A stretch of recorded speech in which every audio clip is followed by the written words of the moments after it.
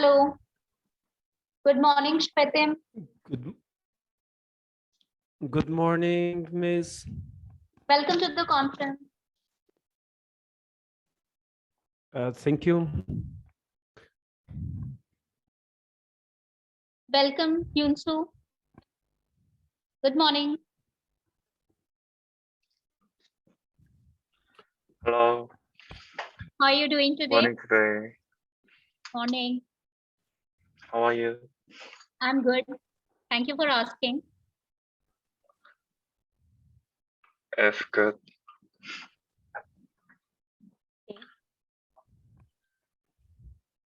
Thank you for joining the conference. Thank you for the possibility, Miss. Yes, Shwetim. So, how's the morning? Is it morning there? Or what's the time? Here in Toronto, it's about 7:30 a.m. Oh, it's quite early morning. Yes, yeah, but it's okay. You're an early riser, I guess. Yeah, yes, always. Yeah, you're looking quite fresh. That's why. Thanks. You too. Thank you.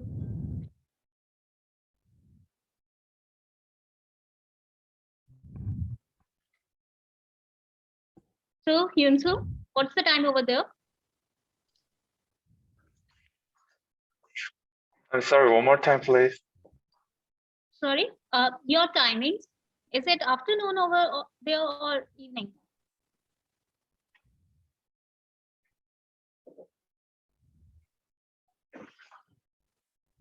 Okay. I think he's facing some issues.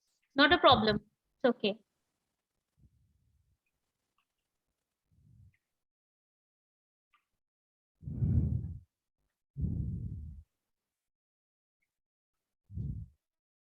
Hello.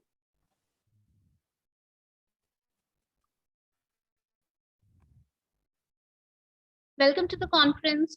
Good morning.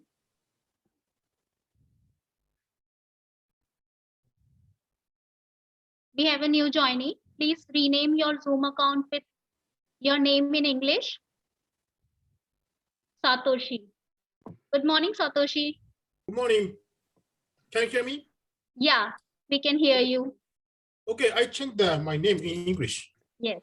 Thank you so much. And welcome to the conference. Thank you. How are you doing today? Good. Okay. Good morning, Sita. Good morning. How are you? I'm great. How are you doing today? I'm God's grace. Well, Neha. Lovely to see you and, of course, all the delegates and the esteemed speakers as well. Thank you so much. From whichever part of the globe you have joined us for today. I'm joining you from India today. Oh, that's great. Welcome to the India. I think it's been a long time. Yes, it has been a long time. Correct. You're glowing today. Oh, well, so are you. So are you. Thank you very much. Thank you. So let's start with the introduction session. I would request Sita to introduce yourself. Certainly. Thank you very much, Neha. I'm a personal development trainer and a lifestyle consultant and a motivational speaker by profession. And I'm based in Dubai. And currently I'm on a trip to my native country, that is India. And I come from the southern state of Kerala in India. And it's a pleasure for me to be here. I'd like to take this opportunity to thank Eurasia Conferences for inviting me for this conference and also presenting my session. Thank you very much. And I wish all the conference delegates, the speakers, and of course, the organizers all the very best. You're most welcome and thank you for joining us again. And thank you for the introduction. Thank you. So, Yunsu, please introduce yourself.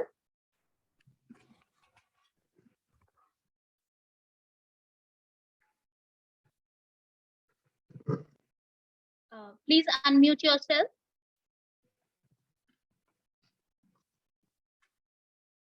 Hi. Hello. Hello. I'm Husky from South Korea. When I enrolled for this conference, I was a master's student, but now I'm a PhD student. Same university. Okay. All right. Mm. Anything else?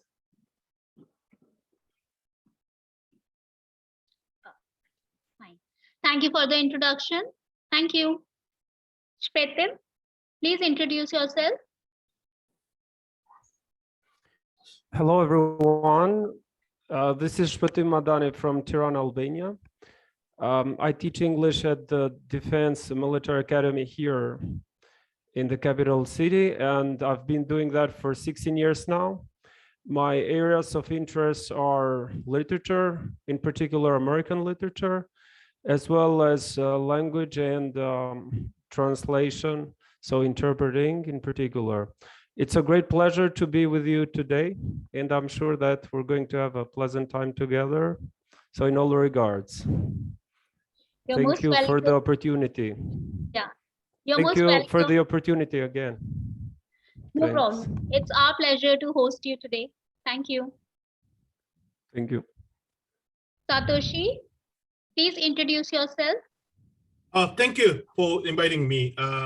My name is Satoshi Ishida, a lecturer of the Public Policy Department, University of Nagasaki, Japan. My major is public policy, especially focusing on the participatory decision-making and public-private collaboration. Thank you for, I'm very pleased to working with you today. Thank you. You're most welcome and thank you for the introduction. Welcome. Good morning, Sitki. Welcome to the conference. Good morning, everyone. I wish everyone a fruitful conference. My name is Sıtkı Sönmezer from Istanbul Ticaret University, Turkey. I study finance and I'm in the banking and finance department for I think roughly 15 years. Very nice to meet you and thank you for the opportunity. Thank you, Sitki. Thank you so much for the introduction. Welcome to the conference. Answer. Hi everyone, I'm Ansat C. I'm a research student at ISER Mohali, India. I'm from India and I'm very glad to be here and thank you for inviting me. Yeah, that's all. Thank you. Welcome, Ansar. Thank you for introduction. And good morning to you too. Good afternoon, sorry. Welcome, Professor Marek. Thank you for joining with us. Hello, everyone. Can you hear me? Yes, we can hear you. Perfect. All right. So greetings from Poland. My name is Marek. I am from Poland, from University of Łódź. It is 7:30 a.m. in Poland, and greetings to everyone. I hope we will have great conference as usual with Eurasia Research. It is my, I don't know which one conference with SSHRA, and I'm very happy to be with you, and I hope for great discussion, great presentation, and everything great, and have a good time. Thank you. Good morning and greetings to you too. And thank you for the introduction and joining. Okay. All right. We'll start with the conference now.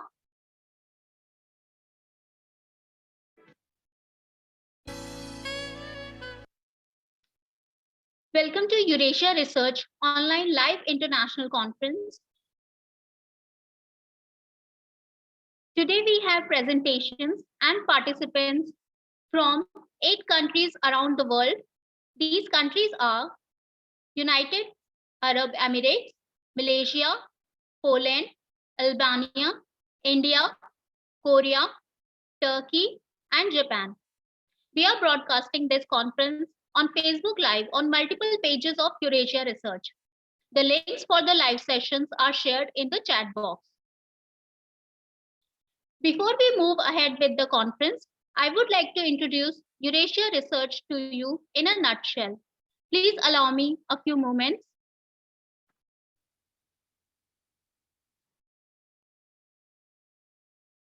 With over more than 1 million satisfied members and associates spread across the globe, Eurasia Research is a scholarly association who have been working for nearly a decade. Eurasia Research has organized several successful international conferences, workshops, and training programs at various reputed institutions and grand venues. Eurasia has been tirelessly working for research world and have not stopped their endeavors even during COVID era and have presented research community with online platform which was safe and convenient method to continue their passion. We are an international community of researchers, practitioners, students, and educationists who aim to bring together worldwide researchers and professionals, encourage intellectual development, and to create opportunities for networking and collaboration. These objectives are achieved through academic networking, meetings, conferences, workshops, projects, research publications, academic awards, and scholarships. We provide scholarship to deserving candidates to promote students and research scholars to participate in the international conference. Young Researcher Scholarship is provided in the form of a full registration fee waiver. We have vast experience of publishing papers for more than 7 years. Our associated journals publish original papers, review papers, conceptual framework, analytical and simulation models, case studies, empirical research, technical notes, and book reviews.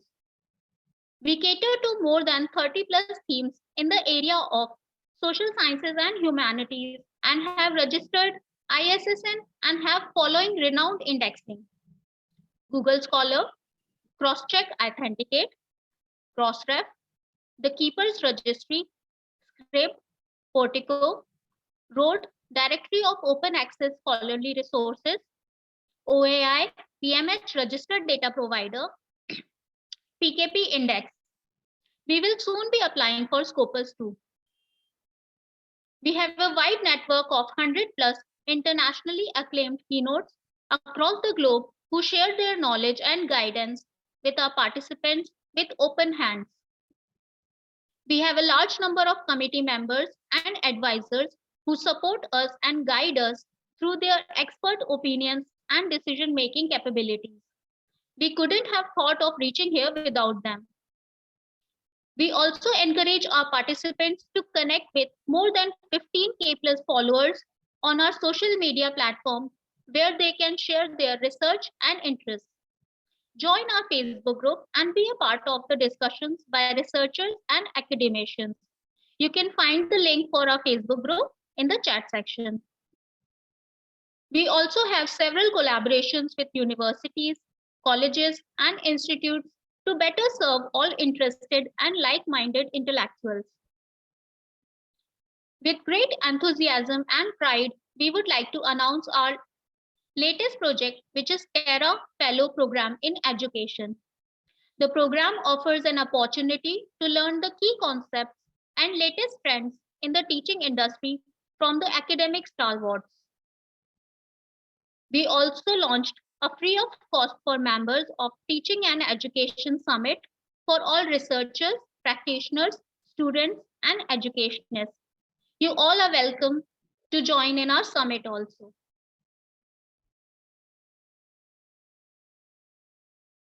Thank you for your patience. We'll continue with the conference now.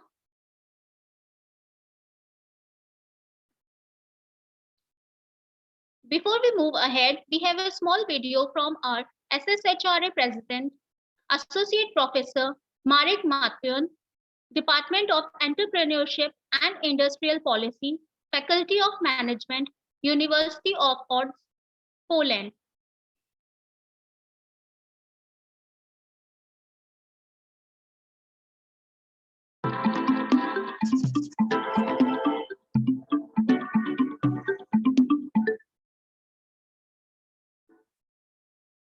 Hello, everyone. My name is Marek Matejun, originally associated with the University of Łódź, Poland. I am the president Sorry. Please allow me a few moments. There's some technical glitch. Just a second. President of Social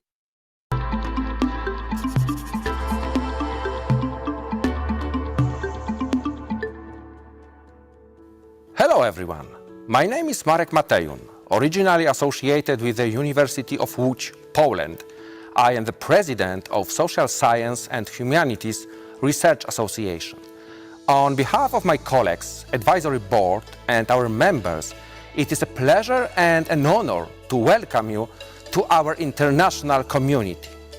Social Science and Humanities Research Association, SSHRA, is promoted by Eurasia Research and aims to bring together worldwide researchers and professionals, encourage intellectual development, and create opportunities for networking and scientific collaboration in the field of social science and humanities. These objectives are achieved through academic networking, meetings, workshops, projects, scientific publication, academic awards, and scholarships. We create wonderful opportunities for sharing knowledge, research results, and discussion at our interdisciplinary conferences organized in Asia, Europe, and Africa, International Conference on Social Science and Humanities, as well as at the International Conference on Business, Economics, Language, Law, and Psychology. We closely cooperate with internationally recognized universities and research organizations as our institutional partners. For our members, we offer inspiring scientific events, team-building activities, strong social media platform for networking, young researcher scholarships, as well as opportunities for publications in international journals. The driving force behind our success is the diversity of members and international advisory board who provide inspiration, ideas, efforts, and drive collaborations. Scholars, researchers, professionals, academic teachers, and students are warmly invited to become a member of SSHRA and join our ever-growing network, working for the benefit of research and society with the spirit of knowledge sharing, mutual respect, and growth. Following these values, we kindly invite you to join our community and collaboration with us. As a member of SSHRA, you will be a part of progressive, comprehensive research association and play an absolutely essential role in helping us to enrich our scientific activities, maintain our long-standing commitment to the development of social science and humanities, and enhance our global impact. Thank you, and welcome to SSHRA International Community. Connect, collaborate, and co-create an outstanding future with us. Thank you, Professor Marek, for such a warm-hearted and lovely presentation. Thank you. Moving ahead, we have a small video from our eminent speaker, Dr. Malgorzata Wojcik, Assistant Professor, SWPS University, Katowice, Poland.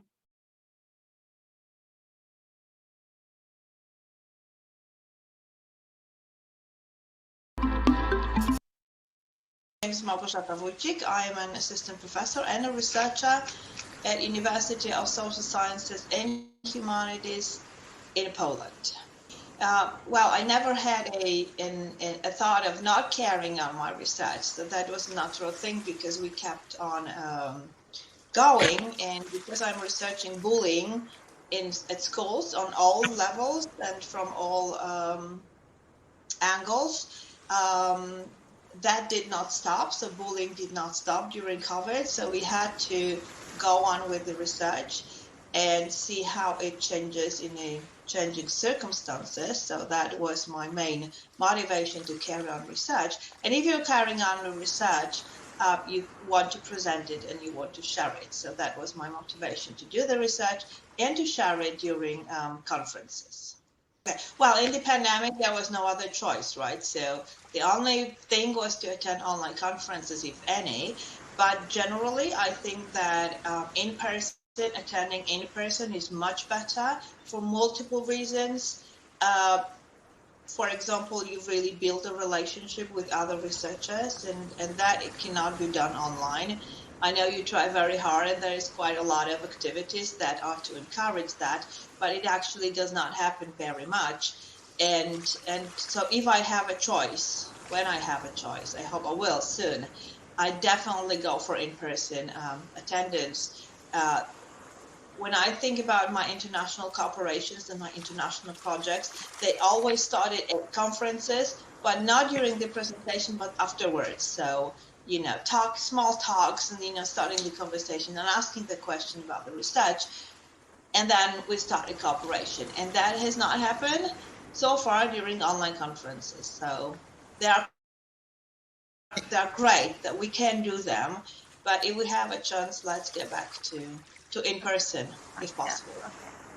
Yeah. So yes, well, of course, if you're doing the research, you have to present it. It's a very good way of showing what you're doing and getting opinions and having that conversation.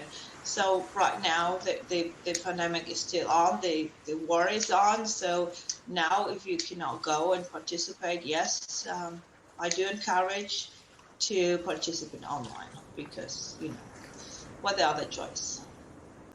Your conferences are very safe spaces especially for young researchers and those who do not have a great experience presenting in conferences. So this is the main thing. I think I really like presenting in conferences because it is just a very safe and relaxing, I would even say, space for presenting. So, and there are people where I'm presenting in education and learning conferences. So this is also my environment, my people. So that everybody is talking about different aspects of education in different aspects, or how to encourage learning and how to make a learning environment better. So I really like the different angles and different methodologies of research that are presented. So this is a really good thing about your conferences. Thank you very much. Have a good day. Yes. Thank you, Dr. Wojcik. Thank you so much for sharing with us your opinions and views. Next, we have a small video from our eminent speaker, Nasya Larasati Santosa, Faculty of Economics and Business, University of Groningen, Netherlands.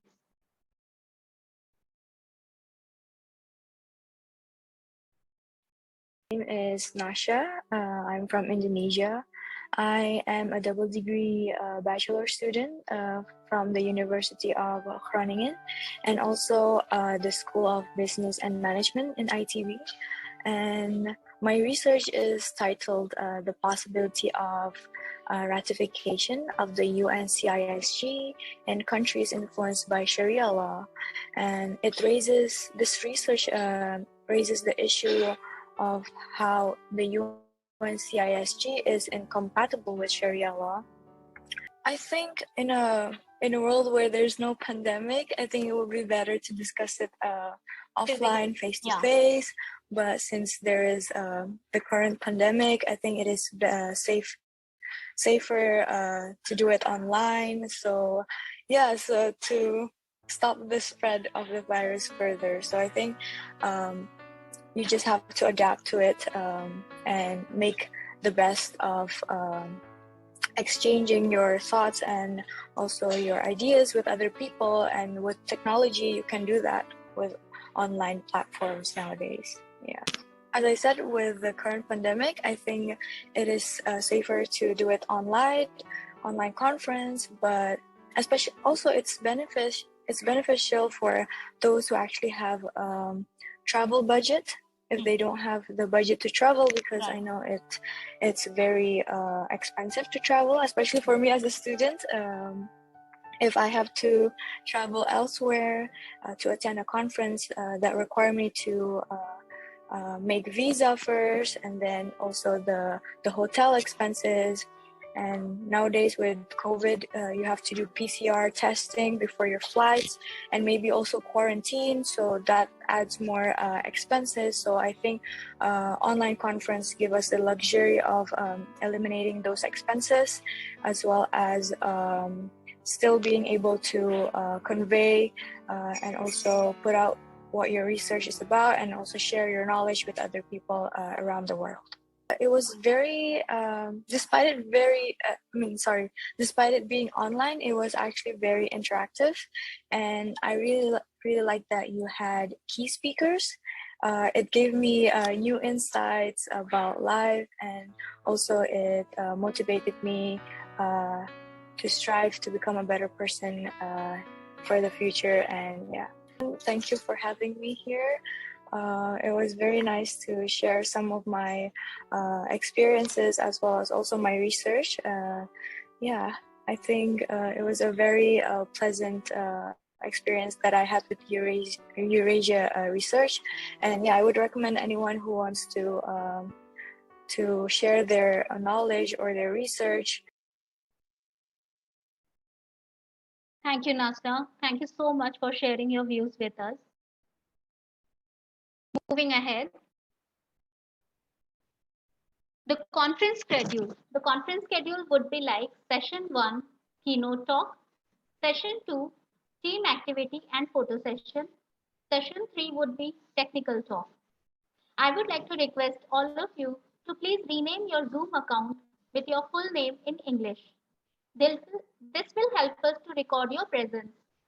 You may ask your questions related to the presentation in the chat section while the presentations are going on. All the certificates, receipts, and proceedings will be sent to the participants within a week on their registered mail IDs.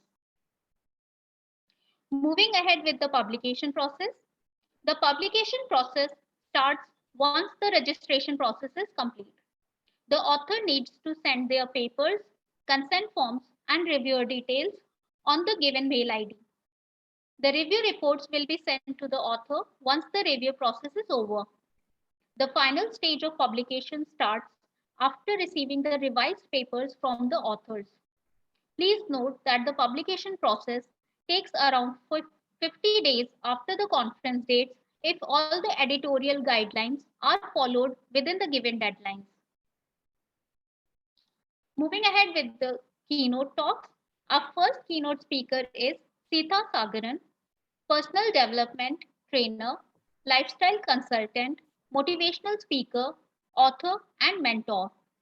Her topic is developing cross-cultural intelligence for personal and professional success. Sita Sagaran is a personal development trainer, lifestyle consultant, and motivational speaker with a background in English, psychology counseling, hypnotherapy, metaphor therapy, and teaching children with special needs. She is also a licensed practitioner of neuro-linguistic programming from the Society of Neuro-Linguistic Programming, a member of Toastmasters International for the last 16 years. She is also a distinguished Toastmaster. Sita is a co-author of the motivational book, Your Dose of Motivation. Published in 2020, in the book, she has shared some of the lessons from her life and attempted to simplify the concept of self-motivation. She is also a co-author of the recently published motivational book, Women Who Inspire. This book brings together 27 personal stories from 27 authors worldwide who share with the reader some of the most valuable life learnings that have helped them in their life. A recipient of Global Training and Development Leadership Award in 2017, Exceptional Woman of Excellence Award in 2020, and Iconic Woman Creating a Better World for All Award in 2020. The key focus of her training, motivational workshops, programs, and keynote sessions are on individual development through interactive learning and mutual empowerment. Sita's training programs and motivational sessions also emphasize the attainment of inner peace, well-being, and participants' confidence. She has conducted corporate, educational and social service and welfare training programs, motivational sessions in UAE, India, Seychelles, Canada, and the UK. She has also attended conferences in the UAE, India, Sri Lanka, Singapore, and Italy as a keynote motivational speaker. Sita has also presented virtual keynote and motivational sessions in conferences conducted in the Netherlands and Australia. The key focus of her unique training, motivational workshops, programs, and keynote sessions are on individual development through interactive learning and mutual empowerment. Sita will be presenting live. I would request Sita to please start your presentation. Thank you very much, Neha. So once again, thank you for this opportunity and looking forward to a wonderful day with all of you. But when we talk about cross-cultural intelligence, is there anything that you would like to, any of you would like to share at this point of time based on your understanding of what cultural intelligence could mean? If there is anyone, I look forward to, and you're welcome to raise your hands, or in case I do not notice, Neha, kindly assist me and please highlight the person who might wish to speak. If there isn't anyone who would like to add their input about what they consider the meaning to be, I think I would proceed. In terms of cultural intelligence, I think the first thought that comes to our mind is how different each of us are. We can be coming from the same country. I think, Neha, you come from the north of India, am I right? Yes. And I come from the south of India. And despite belonging to one specific country, I think the fact remains that we have a very, very unique background in terms of food, in terms of lifestyle, in terms of cultural or even traditions. There are so many differences that come up. For example, how many of you probably knew that the members of the Yoruba tribe in Nigeria, they kneel or prostrate themselves when greeting, or that people in Malaysia use their thumb to point at a place or direction. And in some places, using the left hand is considered to be not appropriate or inauspicious. So I think when we look around, there are always so many ways that reflects that we are all coming from very, very diverse backgrounds. So when we talk about cultural intelligence, it is the ability to cross boundaries and thrive in multiple cultures. It's rooted in rigorous academic research, which was conducted globally in around 100 countries. So how does it affect us? When we talk about how it can possibly affect us, we need to consider the manner how we tend to adjust to cultures. For example, I admit over here, I'm more of a vegetarian. So whenever I travel, I look for vegetarian food or places that serve vegetarian food. So I can't say that I am one of those individuals who are able to adjust in every way as far as a new culture is concerned. Because when we go to some place and they are serving us their food, it could very well be non-vegetarian food, which for me would be a challenge. But it's lovely to see how many of you are actually comfortable in every possible way, including diet, when it comes to meeting people from different cultures. How many different cultures or people from different countries do we have today, Neha, for this conference? From 8 different countries. Wonderful. So I think that itself is a reflection of how different we all are, at the same time, how similar we all are when it comes to our common goal and purpose. And I think as far as this conference is concerned, it's about contribution or sharing of knowledge and, of course, networking. So when we talk about how it can affect us, it is the personal adjustment that we are willing to make when it comes to knowing about a new culture? How much do we adjust? And of course, adapt.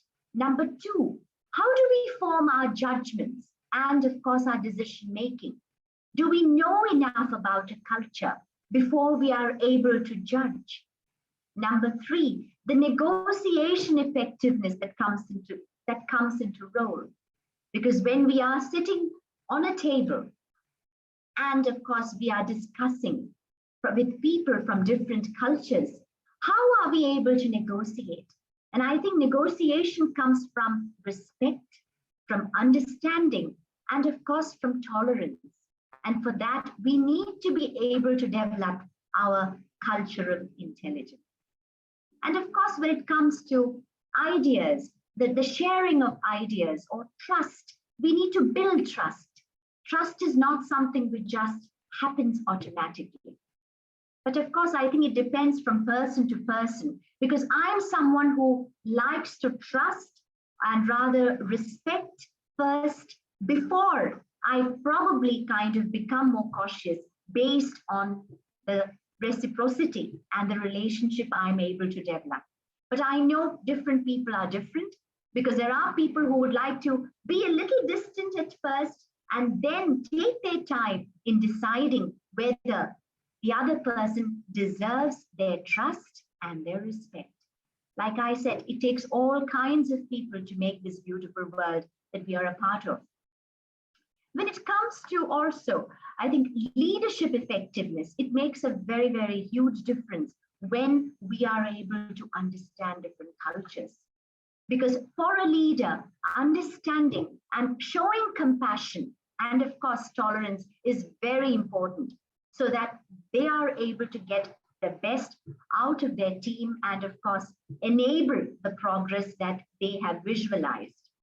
So I think it's very, very crucial here when we consider the importance of cross-cultural intelligence. And research has shown that having a mix of people in an organization is not just enough to create better outcomes. Instead, we need to provide an inclusive culture as well. When we talk about inclusivity, we need to consider the amount of respect that we are willing to show. So what are some of the basic steps to develop cross-culture skills? Number one, it's awareness. Number two, it is correct our facts. When I talk about correcting facts, it takes me to many years ago. In fact, I was working as a part-time volunteer in a special needs school. And one day I got to meet another fellow volunteer and a mother. Now this volunteer, the lady whom I was speaking to, a very charming, a very polite and very articulate young lady.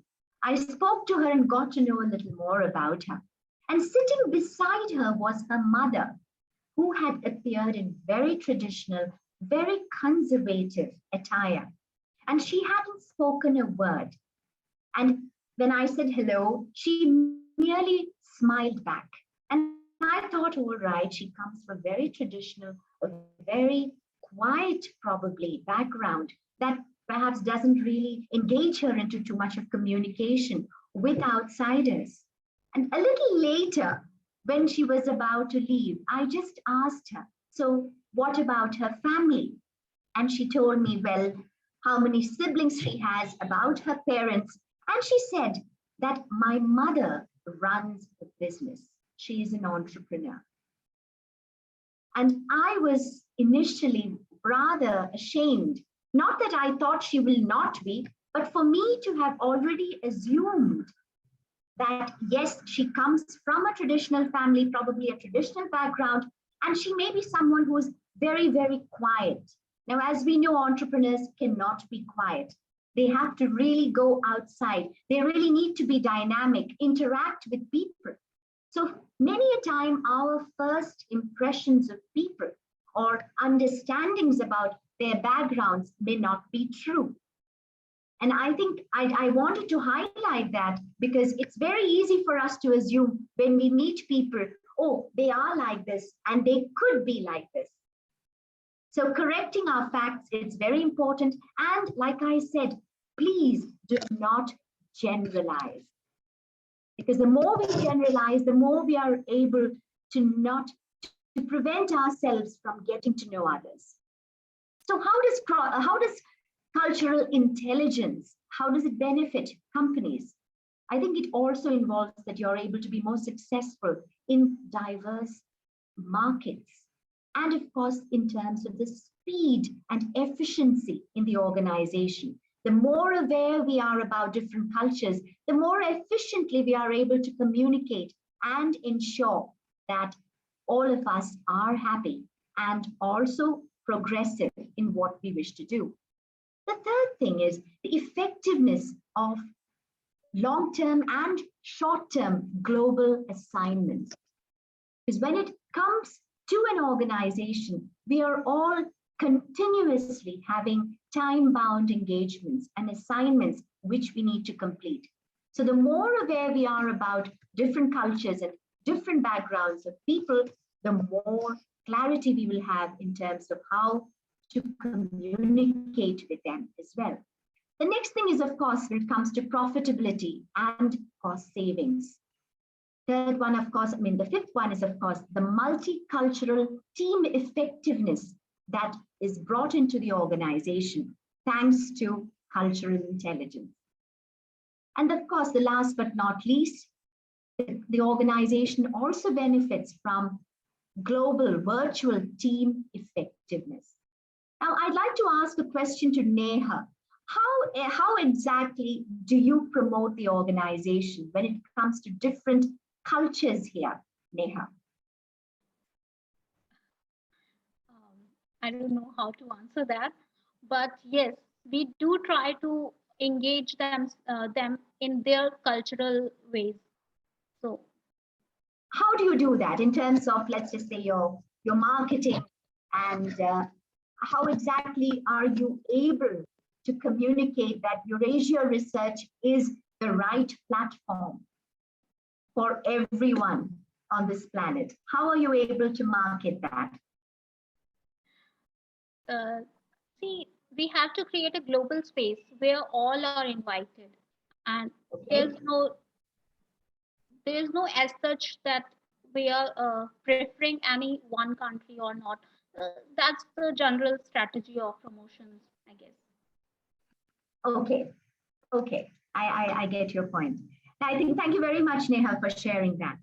And I think when it comes to cultural intelligence, I think today the world is a lot more aware of, because thanks to technology as well. And of course, cultural intelligence is measured on a scale very similar to that is used to measure an individual's intelligence quotient. So when it comes to the personal aspect, how can it help us achieve our personal goals? I think it helps us in terms of the interest we may have in knowing about others, in interacting, and of course, in terms of our confidence. The more confident we are, the better we are able to engage with people. The less confident we are, we may want to hold ourselves back because we are uncertain on how to communicate. And of course, cultural intelligence can help, as I mentioned earlier, in business, in interpersonal skills, in socio-linguistics as well. And of course, it helps us to strategize and plan our life better. And of course, when it comes to communication, I think we're going to be a lot more aware of our written communication as much as our non-verbal communication as well. So let's have a look at some of the strategies for increasing our cultural intelligence understanding. The first one would be to understand our own culture, cultural history more objectively. I emphasize the word objectively because although each of us, we come from different backgrounds, we all are very, very happy and we have a lot of respect for our culture. But how objective are we here? I think that's very important. It's very easy to say that, oh, my culture is the best. That's the most easiest thing to say. No, we need to be able to be objective. Look at where The beauty of our culture is what could be more improved upon and what can be changed. So I think objectivity here is very important. And the second thing is also learn how we can experience different cultures. We may not, all of us may not be able to visit other countries often, but why don't we try different cuisines?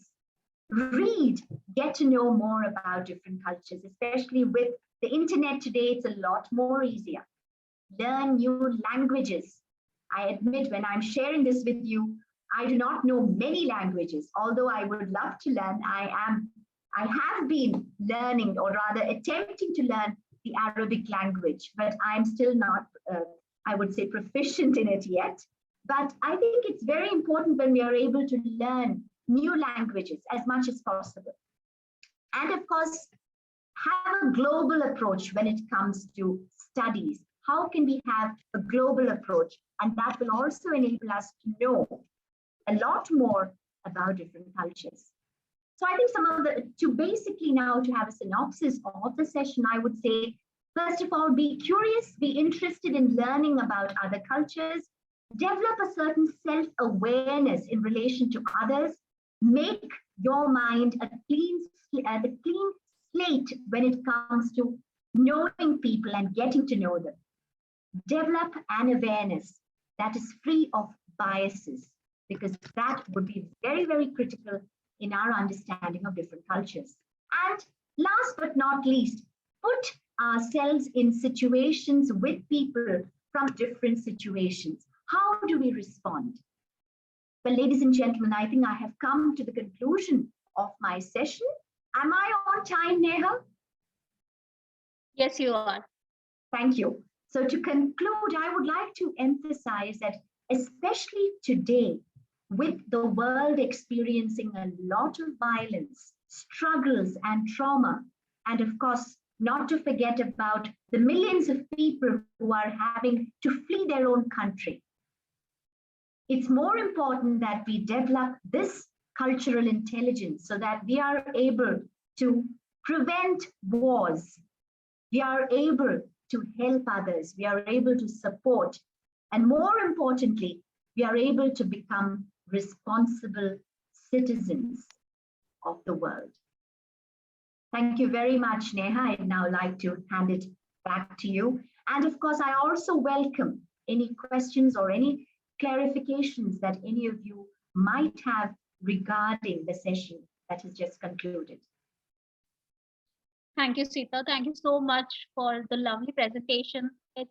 Once again, it's thought-provoking and interesting. Thank you. Any questions? Yes. Yes, please. Any questions or feedback? Yes. Professor Mike.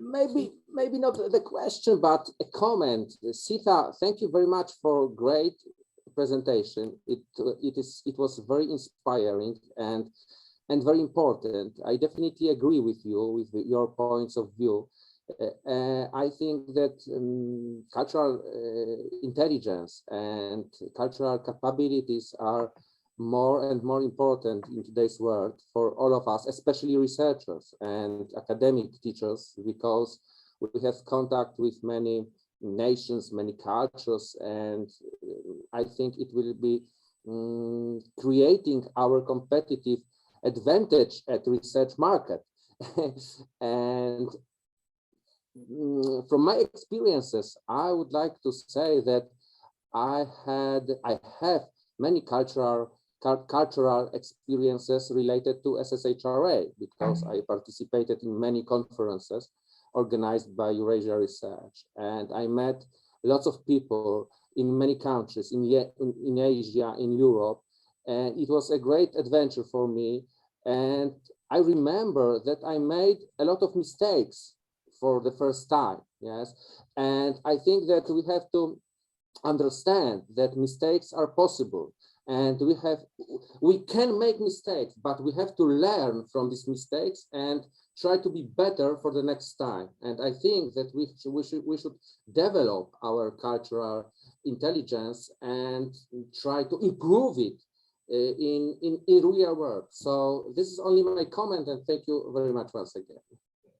Thank you very much, Professor. I love the way you have brought the subject of mistakes into what you have shared with me, because I completely agree with you. Because I would say every moment for us on this world is an experience. And I think it's also an opportunity to improve and develop as well, because none of us are perfect.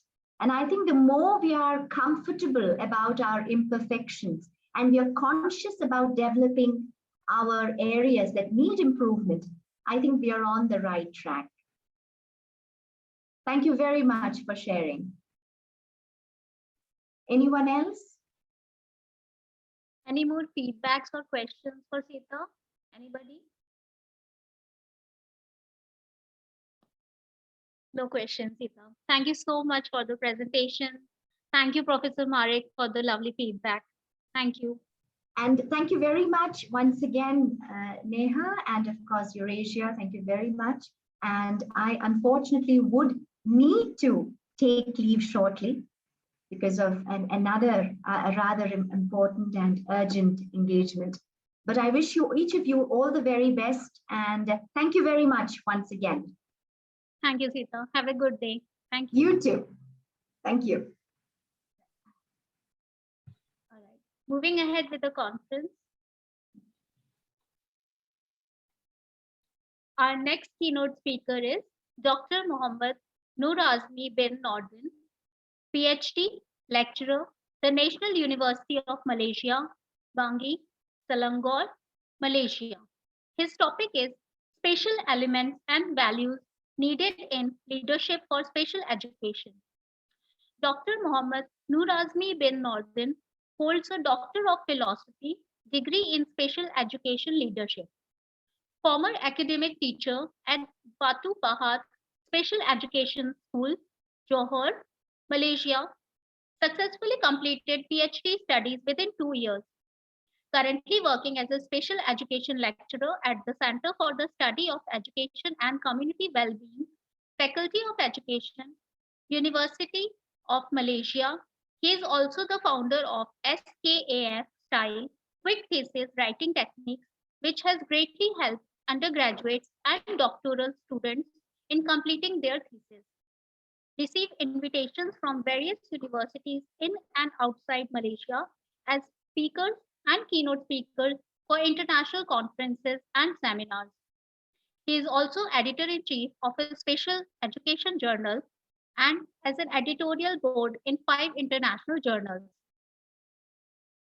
Moving ahead with his presentation.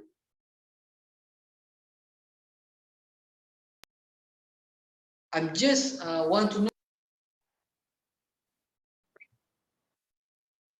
Hello, and a very good afternoon to all of you here. So I'm very, I feel very proud to be here again with Eurasia Research here.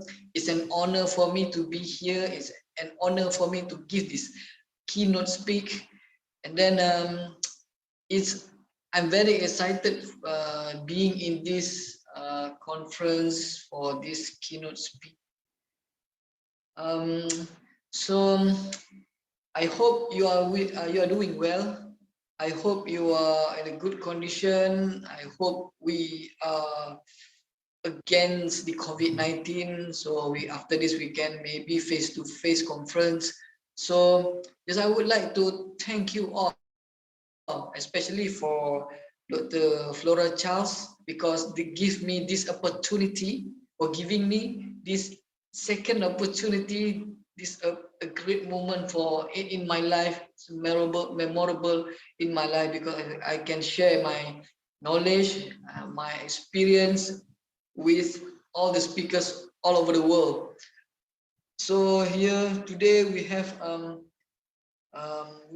keynote speakers from Laguna, also from presenter from Albania, from Turkey, from Switzerland, also from Korea and Japan, and also from India. So it's an honor for me to be with you all, because you all experts and specialists in your fields. So I'm very excited, and Eurasia is the first company, the first academy, the first body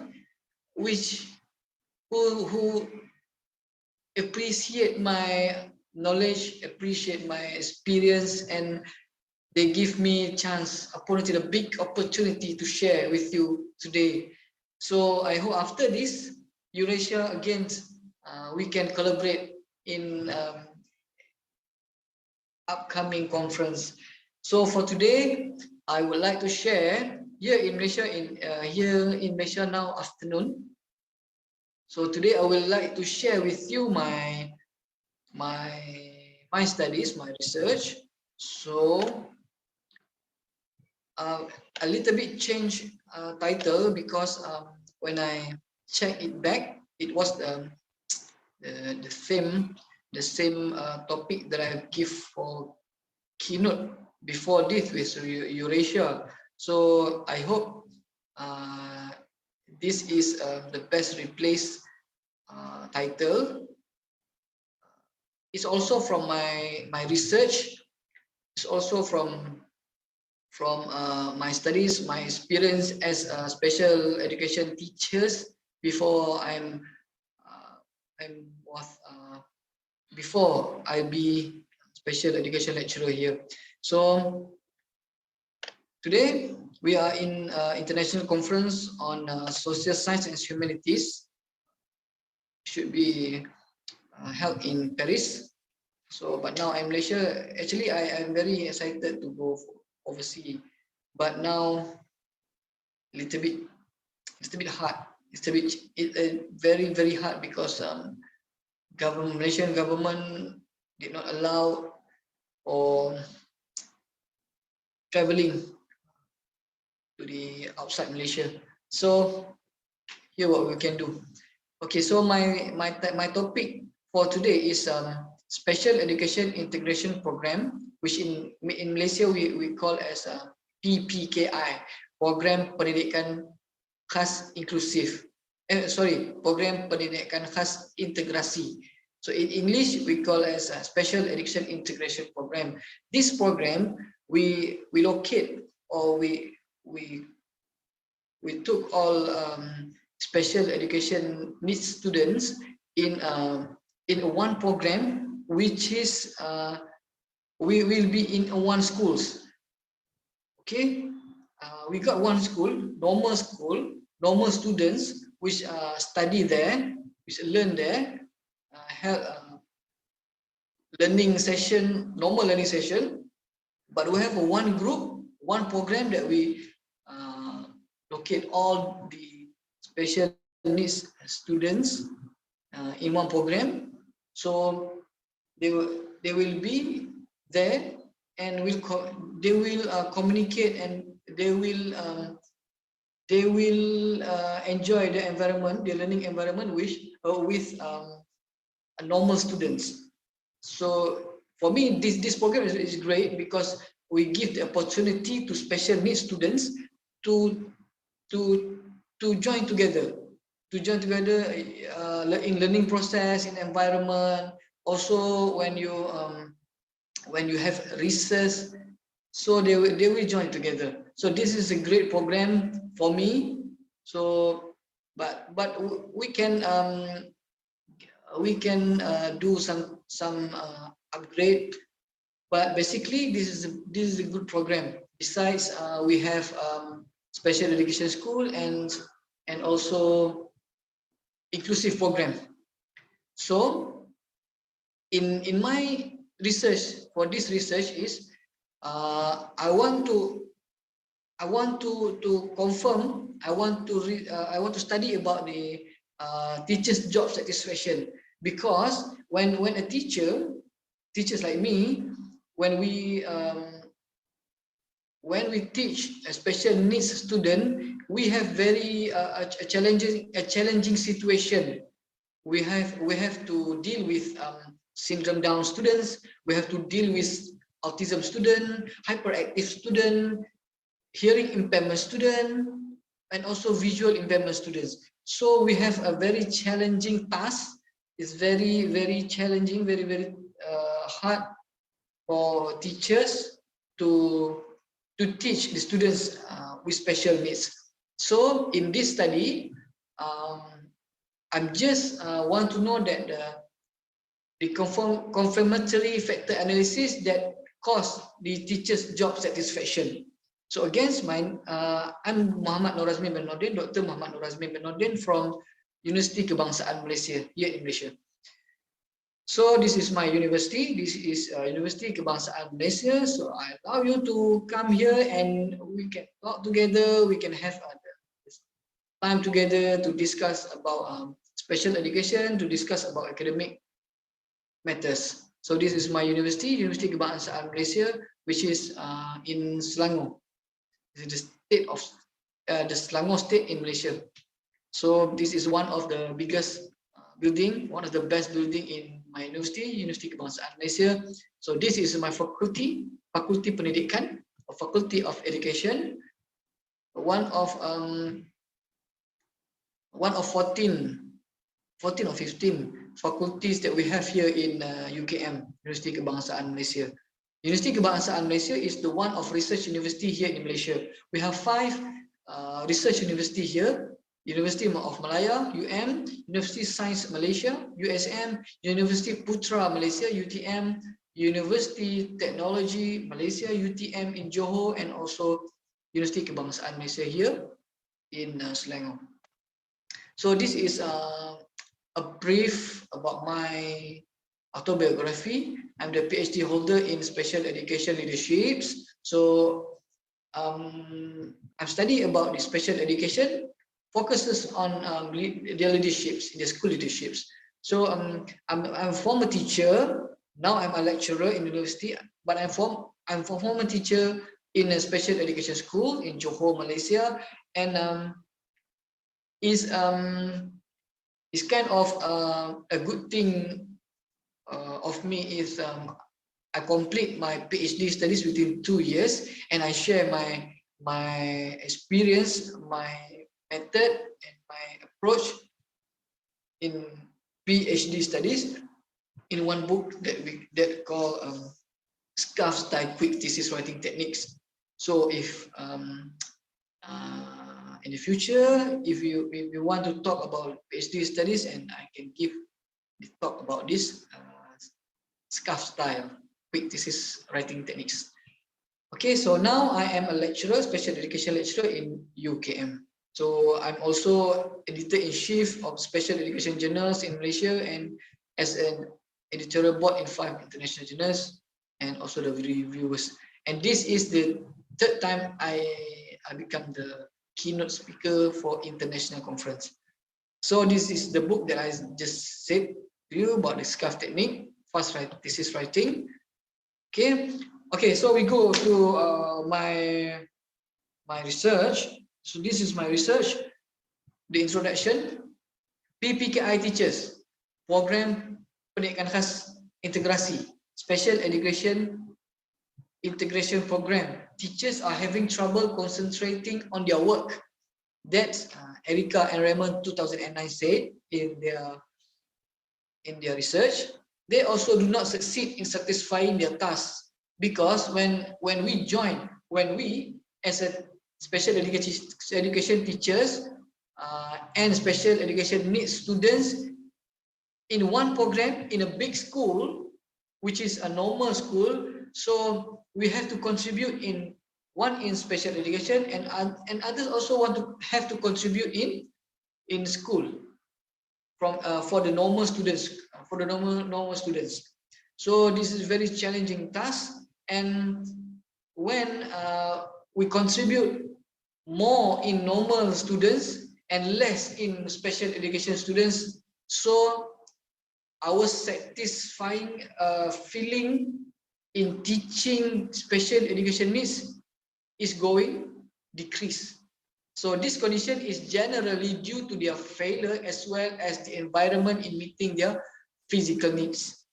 So teachers are forced to perform tasks at the behest of headmasters who have nothing to do with education, special education, sorry, and ultimately hinder their job satisfaction.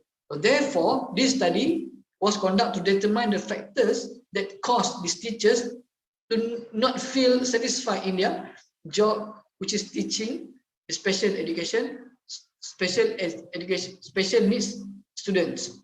And as this is my students, 3 of my students. I have a lot of them, but this is 3. This 3 is the highest level of cognitive in their categories. So they can learn, but still they have a special approach to teach them. So this is also one of my students. He have a blood circulation problem that caused that he can do well, and then he also can walk. He also can raise his hand. He also can stand up. Okay, so this is one of my students. So this is also one of my students. He is autism. Also, I have a syndrome Down. I have other autism students. So the review of the previous studies, the job satisfaction of special education teachers can be enjoyed when teachers is able to focus on the teaching of MBK and domestic appropriate employment. This job satisfaction is essential to producing the best possible productivity of special education teachers.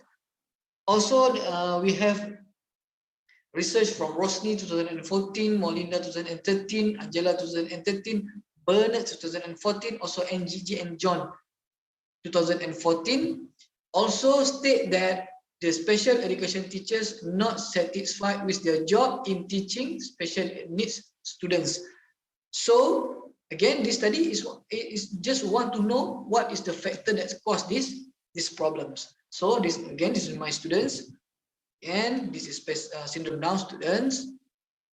Okay, they can learn, but they need a special approach, a special equipment for them to learn, and a special focus from teachers to their learning process. Okay, so this study uses the full quantitative method in data collection. Okay, and I'm using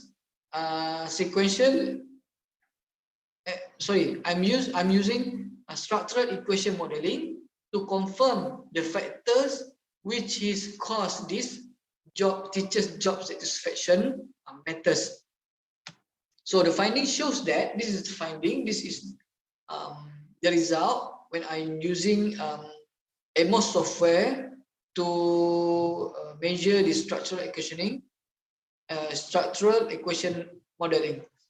So basically, we have 5 here that cause the special education teachers' job satisfaction. Okay, we can see here we have security, psychology, physiology, financial, welfare, facilities, and relationships. Okay, security, the job satisfaction can be less when the teachers feel not secure. Maybe from the parents, maybe from the categories of the students. We have the danger students. We have a very uncontrolled students, and a very crucial categories students. So that will decrease our job satisfaction. Also, the physiology, we need we have not enough rest. We have a burden task, so many tasks that we have to bring it together alongside with normal and also special education needs students learning process, and also the financial. We want to do some to do some activities for special needs students, but we don't have enough financial suppliers, so we can't do that activities.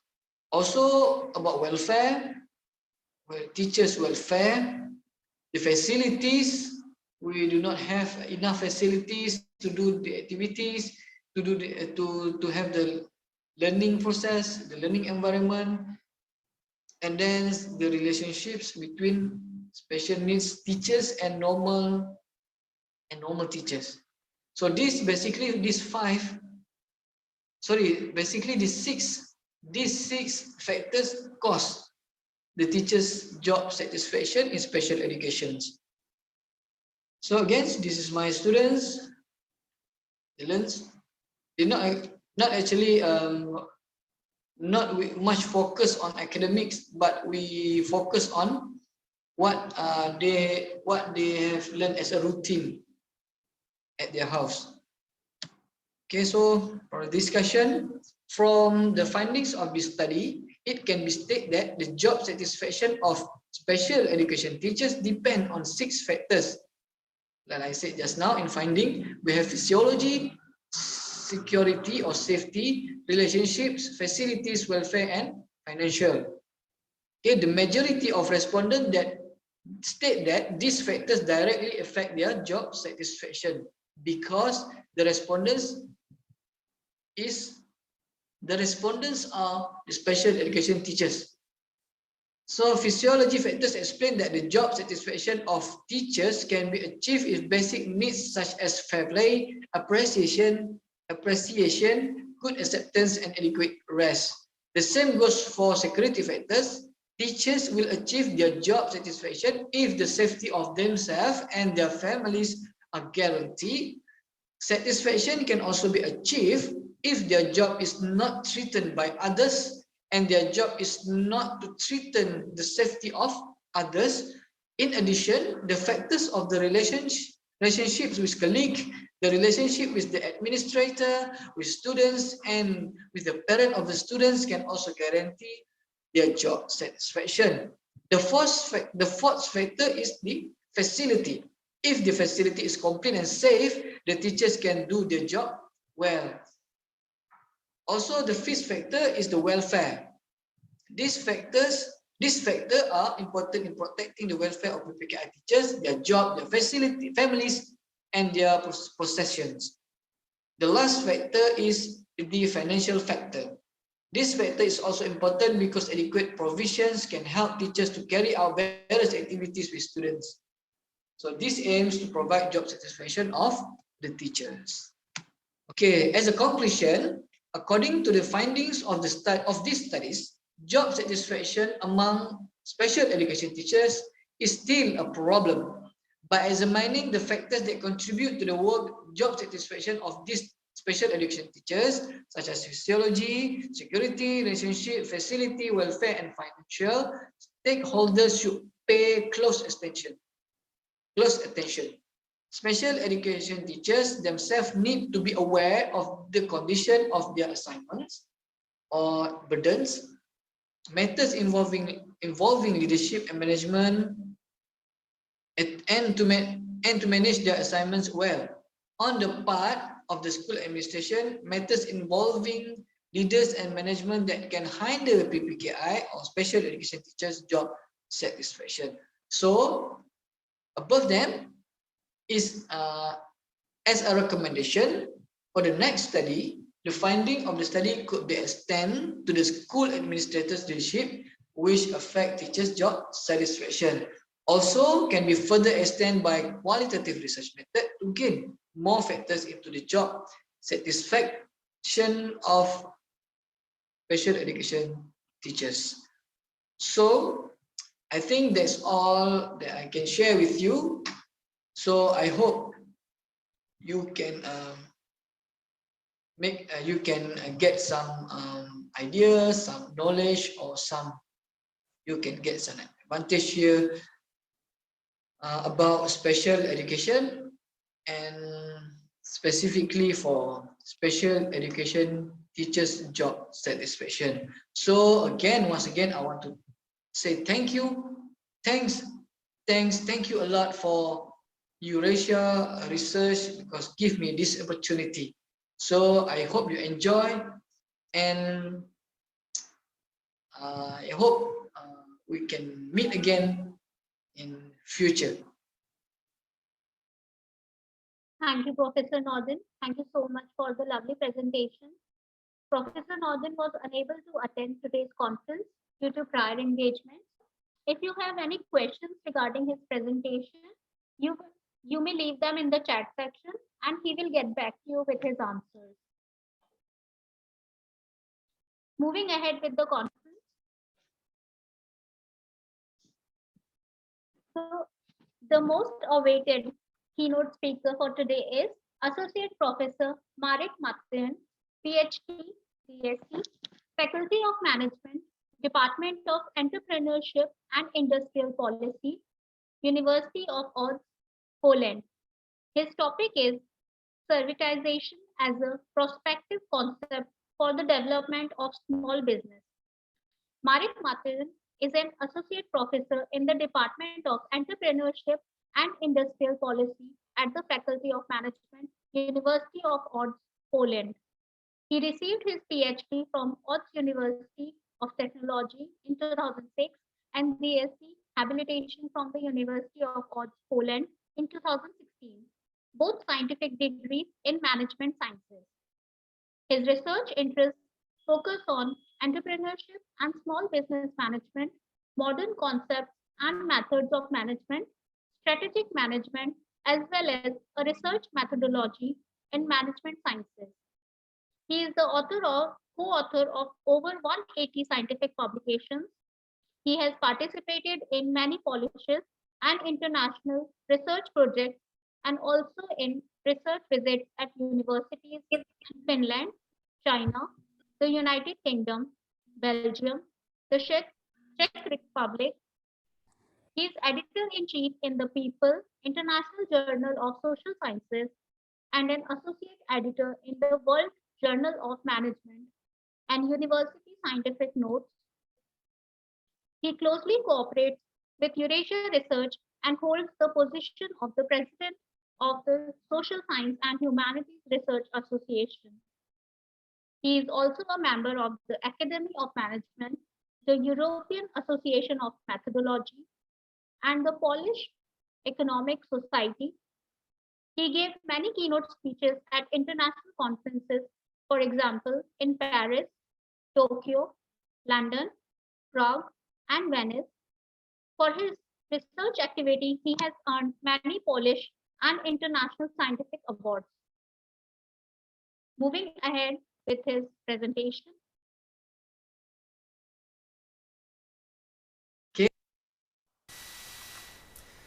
Hello everyone, my name is Marek Matthejan, and at the beginning I would like to warmly thank the organizers for the invitation and for the opportunity to serve as a keynote speaker at 2022 International Conference on Business, Economics, Law, Language and Psychology in Singapore.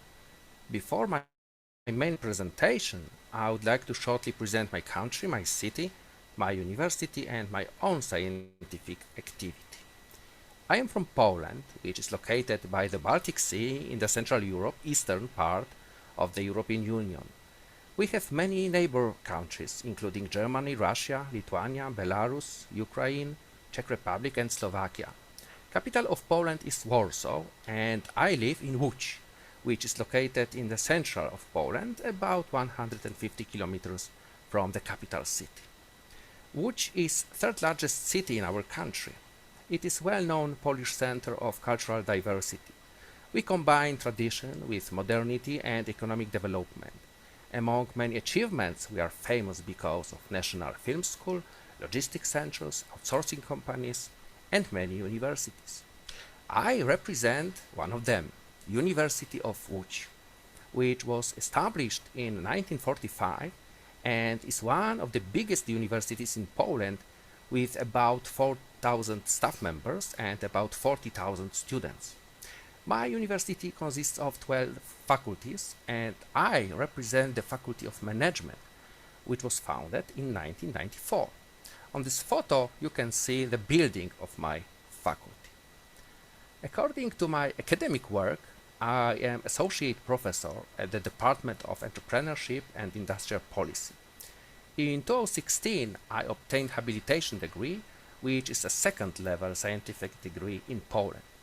My research interests are mainly related to entrepreneurship and small business management, modern concepts and methods of management, as well as to research methodology in management sciences.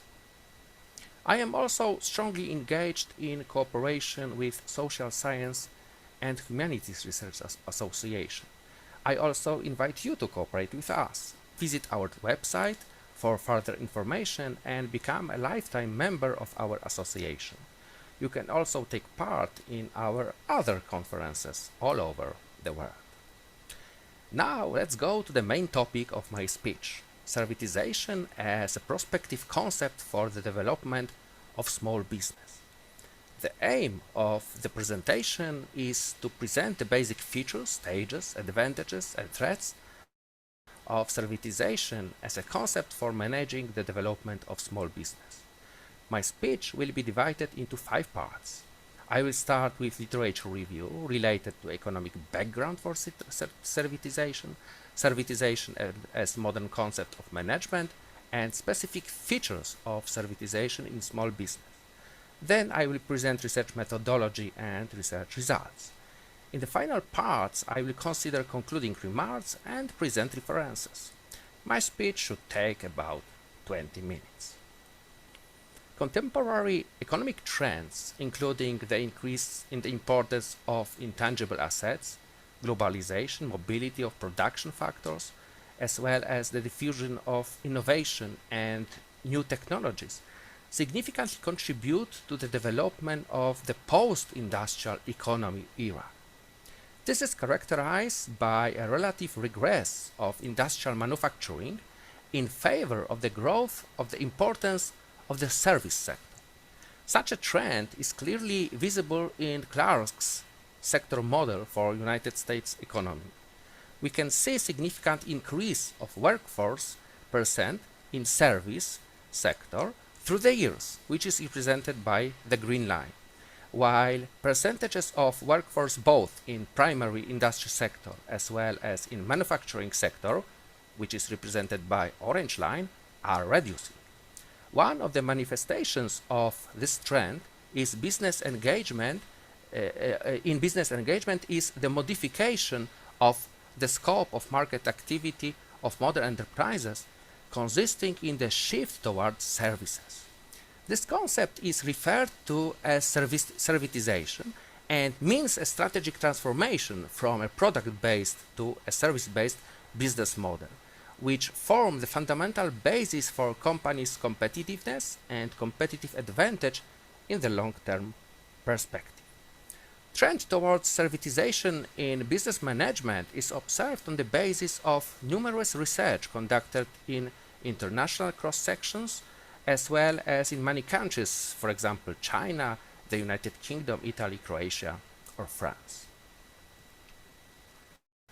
The concept of servitization was introduced into the theory of management sciences in 1988 and defined as adding value by manufacturing enterprises to core corporate offerings through services in the framework of fuller market packages or bundles of customer-focused combinations of goods, services, support, self-service, and knowledge. This approach has become the basis for the perception of business operations through the prism of continuum from the manufacturing company, the producer of pure goods, called as PPG, through a variety of indirect models to the producer of pure services, called as PPS, as you can see on this figure. In the framework of this continuum, diverse models of servitizations are possible. Their implementation is based on the application of product service systems called as PSS. PSS integrate tangible products and intangible services into one cohesive market solution, enabling synergic implementation of specific functions that create value and meet customers' needs. In this respect, there are many different solutions possible in this area. For example, in the field of product and services integration and allocation of property rights, it is possible to use, for example, product-oriented PSS, use-oriented PSS, or result-oriented PSS. In the field of creating value for the customer, managers can use solution-oriented performance-based PSS, effect-oriented performance-based PSS, or demand fulfillment-oriented performance-based PSS. In the field of source for revenues for the seller, it is possible to implement input-based PSS, availability-based PSS, or usage-based PSS. The servitization development continuum and the diversity of PSS mean that companies can servitize their activities to a different extent, and the implementation of this concept can be of staged nature, ranging from product sales through the expansion of the service offer to the full integration of product and services in business models. Most of research conducted so far concern the implementation of servitization in large enterprises, especially market leaders such as ABB, Apple, Dell, General Electric, IBM, or Xerox. However, less extensive empirical analyses indicate that servitization can also be successfully implemented in small business where faces many specific challenges. For example, Confinte, Buratti, and Russo identified drivers and barriers to the implementation of servitization in SMEs. In the group of drivers, marketing factors such as customer-oriented strategy, customer requirements, and demand for services played a major role. Among the barriers, high capital expenditures and service provision costs, staff shortages, difficulties in cooperation with external partners, the need for internal reorganization, as well as some problems related to the promotion of a new brand in the market were mentioned by respondents. It means that implementation of servitization in small business needs to change companies' organizational structure, the adopted business model, the approach to the development processes, as well as the area of customer relationship management. It is also necessary to develop relational capacity in the creation and use of value constellations in inter-organizational networks for acquiring resources necessary to implement the company's service offer in business practice. Despite many implementation challenges, servitization can be a source of specific development benefits for small business, including positive impact on financial performance, on the level of revenues, and on the scope of production of goods, also increase profits and employment in SMEs. To analyze challenges of servitization implementation and its development impact in small business, I conducted case study research in Mikomax company from Poland. Mikomax is a medium-sized family business company established in 2001. This is a leader in the design of modern offices combining knowledge about the manufacturing of furniture with the original concept of its use in the modern workplace. Apart from tangible products, which are office furniture and office equipment, the company also provides its customers with a comprehensive design and furnishing of office space, including consulting in the field of arrangement and design of the workspace, support in the process of relocation and rearrangements of the office, transport and assembly, trainings, and follow-up services. It provides its services under its own Micromax Smart Office brand. In the first stage of business activity, Micromax manufactured and offered only tangible products, office furniture and equipment. This activity was focused on production and sales carried out by Micromax staff. The first actions aimed at servitization implementation in Micromax were taken about 10 years ago. At this time, the company conducted extensive customer satisfaction survey. Participation in this research made the Micromax owners aware that the furniture they sell were actually only a means to provide the end customer with value. It was a breakthrough moment that ultimately led to a change in the company's philosophy. This shift resulted in the creation of the Micromax Smart Office brand. The process of servitization initiated in the company was long-term, implemented in stages, and led to organizational and assortment changes. The company, apart from purely commercial offer, introduced support services in the field of office space design. In the first years of servitization implementation, about 7-9 years ago, support services were a very basic nature, and most of them included interior design projects and basic consultancy in this area.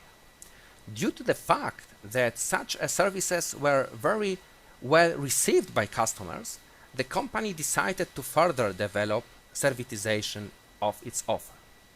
Currently, the main area of company's activity is the design of modern offices, which in fact comes down to offering diversified services based on customization and co-design of the office space with the customer.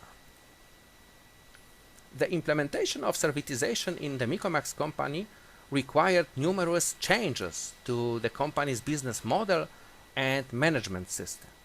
The traditional business model in operation before the change was based on the manufacturing and sale of tangible products with the transfer of their ownership to the customer. In this model, the provided furniture was in itself value for the customer. The decision on servitization of services caused changes in the business model, which resulted mainly from the redefinition of the Micromax value offer. In the new business model,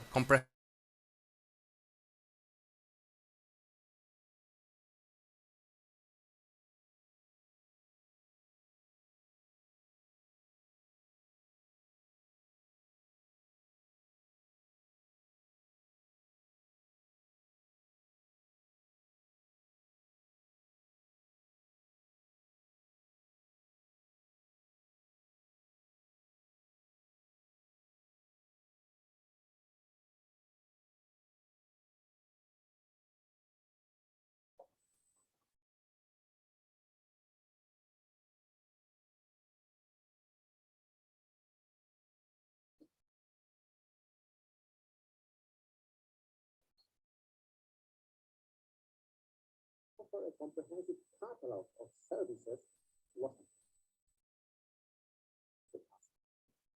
office space design services are the key value. Post changes in the business model was in itself value for the customer.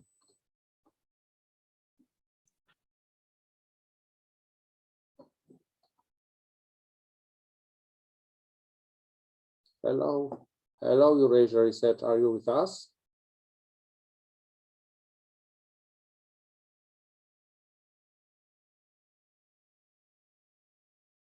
So maybe not to stop our meeting, I will share my screen and share my presentation from my YouTube channel, right? And we will be able to go on and wait for them. So I will try to share my screen.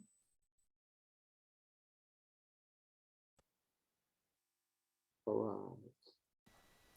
The decision on servitization of services. Excuse me, can you hear my presentation? Yeah, all right, perfect. We can. Caused changes in the business model, which resulted mainly from the redefinition of the Micomac's value offer. In the new business model, comprehensive office space design services are the key value that the company wishes to offer to its customers, and the furniture, it means tangible products, has become only a means to provide this value to the customer. The extended scope of activity has forced the company to develop relationships with many business partners, which as external suppliers provide their knowledge resources in the area of design and interior architecture, ergonomics, acoustics, lighting, air quality, or even psychology. As a result, it has become possible to offer a comprehensive catalog of services while minimizing the risk of increased costs of current operations of excessive employment.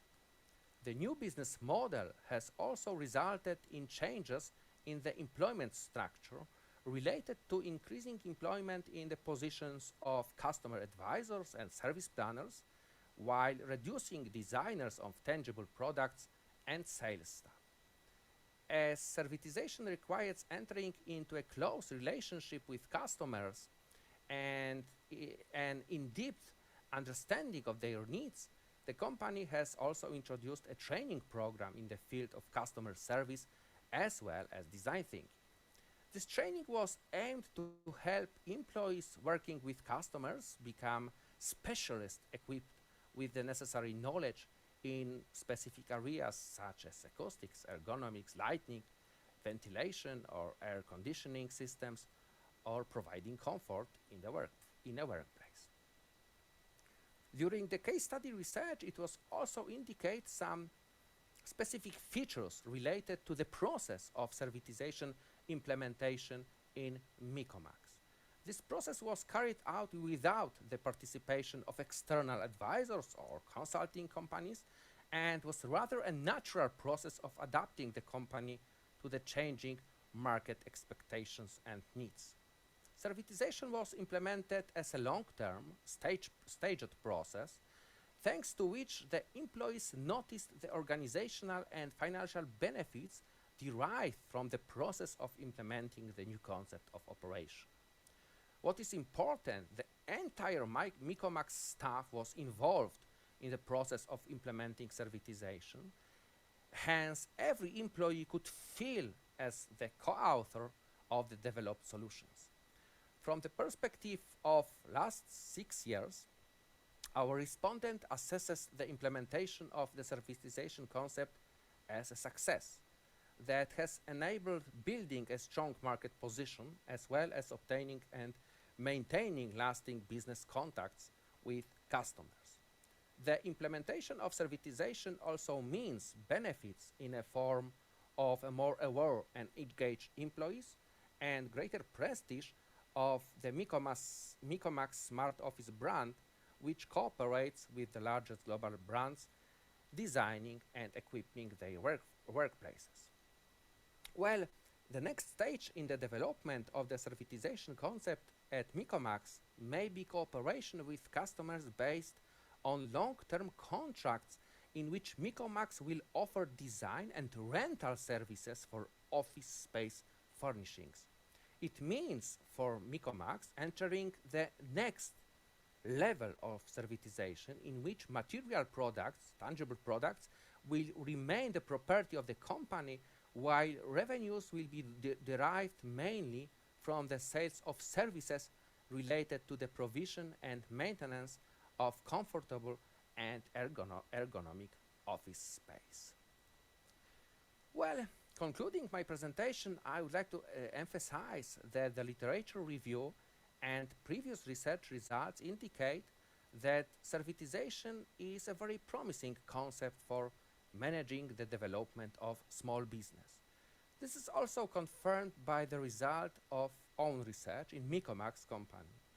The analyzed company is at the third stage of servitization, offering advanced knowledge-based office space arrangement and design services, as well as consulting and training support in this area.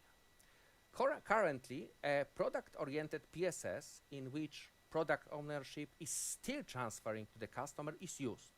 However, value is created primarily on the basis of services. The implementation of servitization requires the introduction of a number of changes in a management system of the SME sector companies. Also in Micromax, both the internal systems, including the adopted business models, organizational structure, intra-organization communication, development of human resources, as well as the external perspective of operations have been modified. In the external context, customer relationships have been developed based on trust and long-term partnership cooperation, as well as on a strong inter-organizational cooperation network, allowing for synergistic use of multidisciplinary partners' competences necessary for effective and efficient provision of services. Micromax identifies strategic, marketing, and financial benefits resulting from the implementation of servitization. Also, further development of this concept is anticipated. In the area of revenue sources, it will be possible to apply the availability-based PSS, in which revenues depends on the period in which the product or service is available to the customer, regardless of how much time it is actually used, or the usage-based PSS, in which revenues are generated only during the actual use of the product or service by the customer. That concludes my speech. Here you can see all references cited in this presentation, and that brings to the end. Thank you very much for your attention. I also kindly invite you to future cooperation in management, entrepreneurship, and social sciences methodology. I also invite you to visit my website to find out more about my specific scientific activity and get contact details. If anyone has any comments or questions, it would be great to start the discussion. Thank you, Professor Marek. And I would like to apologize to everybody. There were some technical glitches due to which we got disconnected. Thank you, Professor Marek, for proactively sharing your presentation and continuing with the conference. Thank you. No problem. Would you like to add something more to your presentation? Well, thank you very much for your attention, first of all. And I think that servitization it may be a future of business and relations between business and customers. In this presentation, I definitely take perspective of business. So I presented servitization from the perspective of business. And in this perspective, I'm sure that this concept brings a lot of benefits for companies. But when we look at the servitization from the perspective of customer, it is more questionable concept, more questionable thing, because I'm not sure that from the customer perspective, servitization is the best option or very good solution.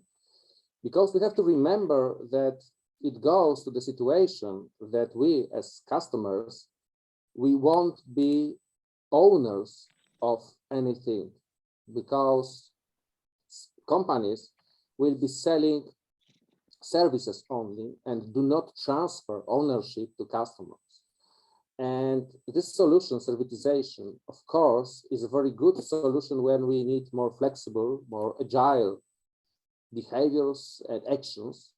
But on the other hand, we have to also understand that in pure servitization, we go into long-term relation with company. So we sign a contract, and we as customers have to understand what we sign, what is written in this contract and what threats may be waiting for us as customers. So I think that servitization is perspective concept, but we have to be aware as consumers, and I am also sure that market will be choosing the best companies, and there will not be any, I don't know, any non-social irresponsible actions from servitizing companies. So if you have any questions, comments, I would be very happy to hear. And that's all from my side. Thank you. You're most welcome, Professor Marek. Any questions or feedback, anybody?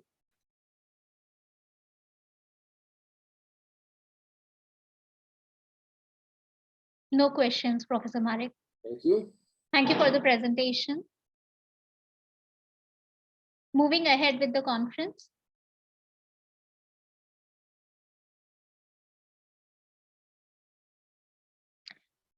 Next, we have our team activity and photo session. Let's proceed towards our team building activity. Sometimes we miss the opportunity of connection and linkage with fellow participants of the conference. This team activity is to encourage interaction among all the participants. One by one, we will share the views and solutions on the topic of discussion. The topic of discussion for today is how false news can spread. We have a small video to encourage this topic. The video credit goes to TED-Ed.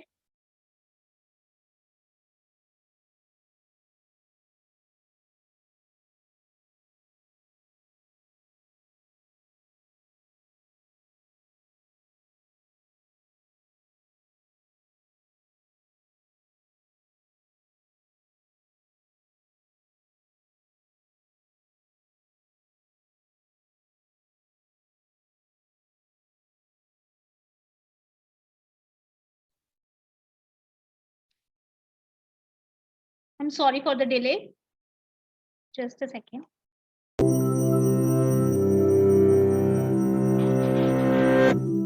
There's a quote usually attributed to the writer Mark Twain that goes, "A lie can travel halfway around the world while the truth is putting on its shoes."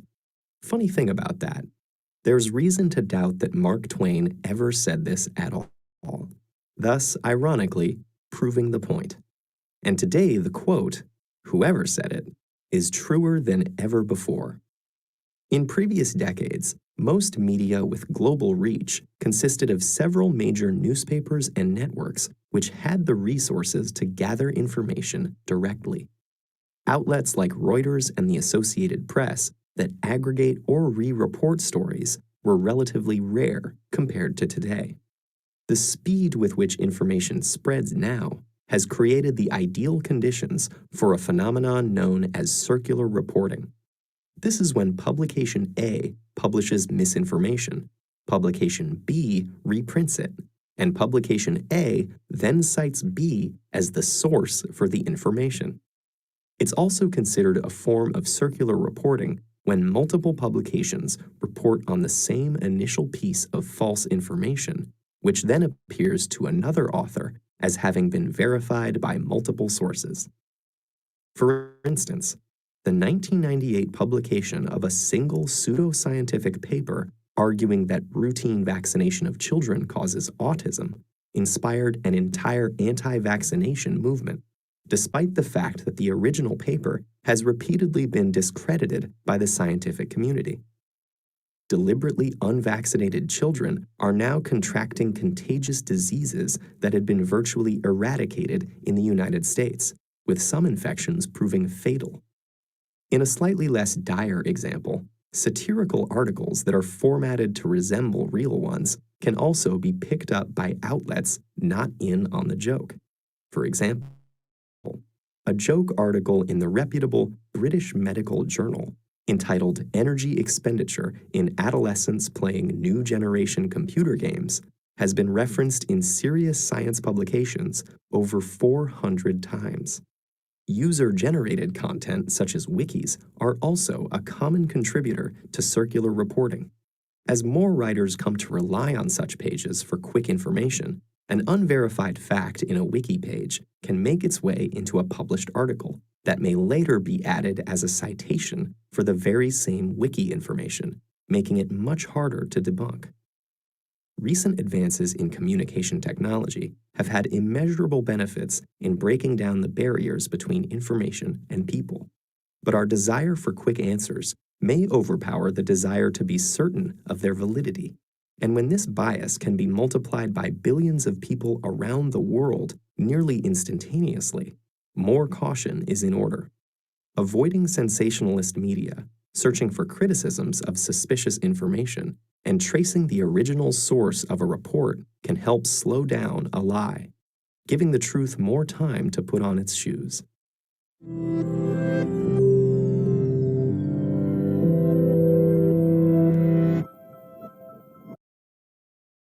All right. Thank you everyone for your patience. So we'll start with the team discussion. As you can see through the video, misinformation can be fatal and it can bring disasters, as exampled by the vaccines is equal to autism example. So let's start with Professor Marek. What are your views on this topic? Thank you very much. And team building activity is my favorite part of Eurasia Research conferences, I think so. And I really miss real interactions during live meetings, face-to-face meetings, because I remember we were divided into teams and we were make some features, and it was great fun and it was great opportunity to meet each other. So I really miss it. Great video, you presented great video, and I think that today we have special problem with fake news and so on. For example, I'm from Poland, as I said before, and our neighbor is Ukraine. And today we have conflict, war in Ukraine, between Ukraine and Russia. And Poland is very afraid of this situation because Russia is also our neighbor. The whole situation is very close to our country, and we have bad memories with interactions from Russia, from the past, from the history, Second World War and time of communism in our country. So we can see that during this conflict, there is not only military rivalization, military conflict, but also information war. Yeah, and Russia provides some information, try to tell something to their people, and also Ukraine is trying to create some news, provide some news to the world, and both countries are fighting in information. What information is true? Which information is true, Russian or Ukrainian? It depends on the context, because, you know, for example, I'm very engaged in looking for information about this conflict, but I support Ukraine. I support Ukraine. It's here. Yeah. I support Ukraine, but you know, in Poland we have mainly information from Ukrainian side. Yes, and we believe that they are true, but are they really true? We are not sure, because we have no opportunity to compare them with any other sources. And I think that in today's world we have general problem with erosion of objective truth. There is less and less objective truth. And many of us are believing in some cases, in some news that may be fake. And it is difficult to find the real information, objective information. But I think we should also ask a question: is a real objective information in our world? For example, in my research in management, yes, some research indicate that something is working in the company, and other research indicate that the same thing doesn't work in companies, yes. So what is the truth? It is very difficult to understand and to choose the right information.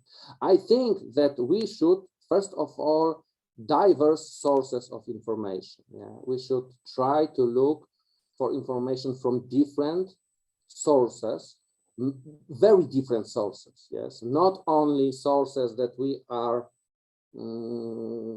aware of, but also maybe some controversial sources, maybe completely different views, because I believe it can enrich our understanding of things. But on the other hand, I am sure that objectivity of news should be created by us, not by sources. Even we should be aware and we should use our intelligence, our knowledge, our past experiences to find out the objective truth. I think that the greatest power for looking for objective truth is in our minds. Thank you. Sorry for the long, for a very long presentation, but I think that the problem is very complicated and very important for our work. Thank you very much. You're most welcome, and there's no time foundations as such. Thank you for speaking up. And Shpetil, your views now?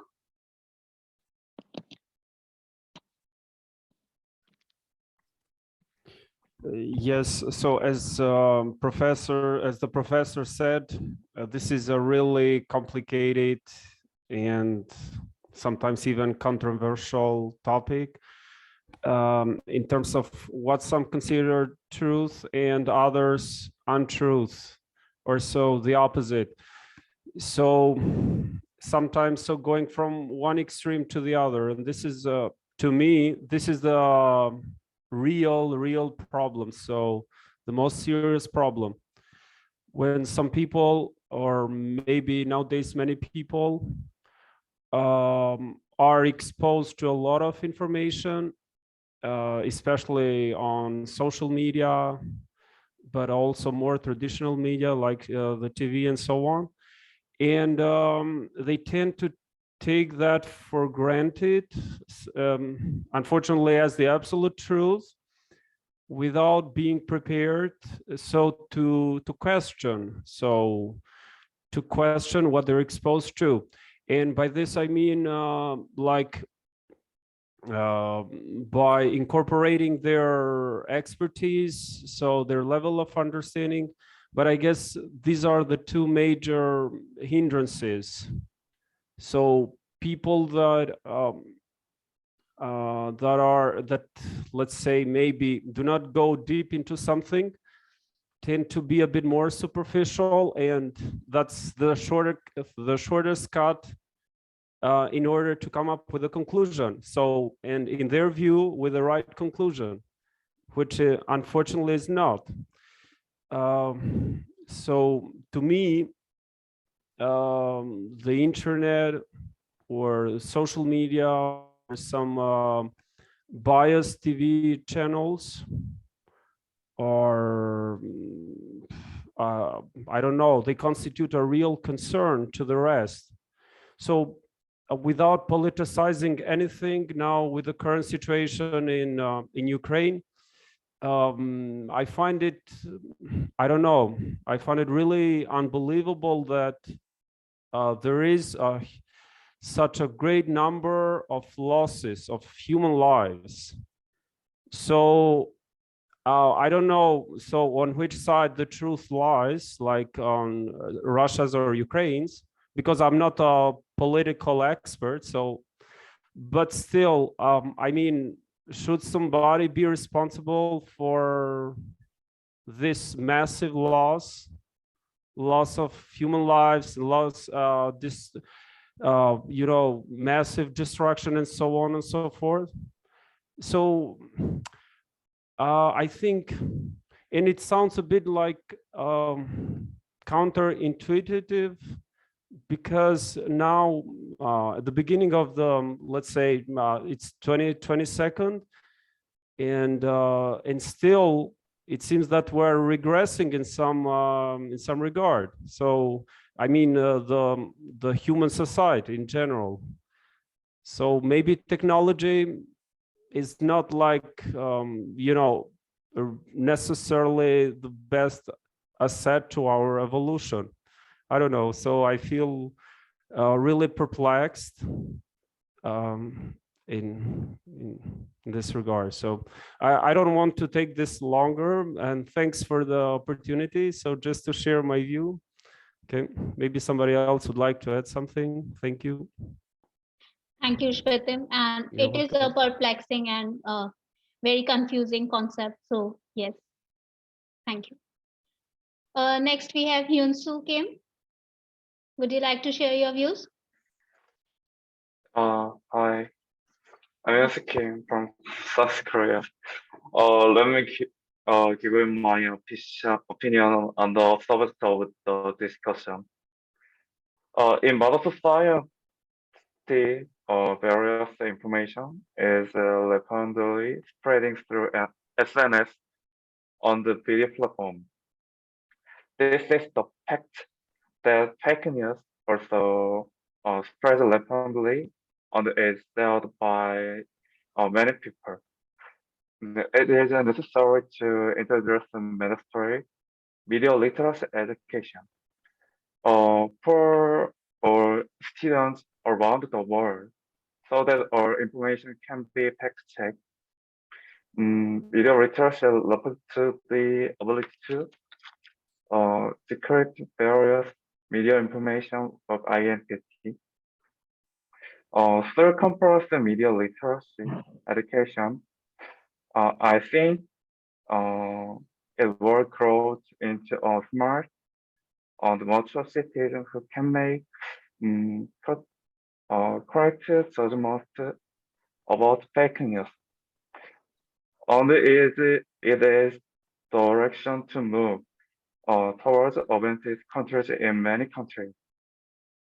Yes, thank you. All right. Thank you, Hyun-Soo. Thank you for sharing your opinions with us.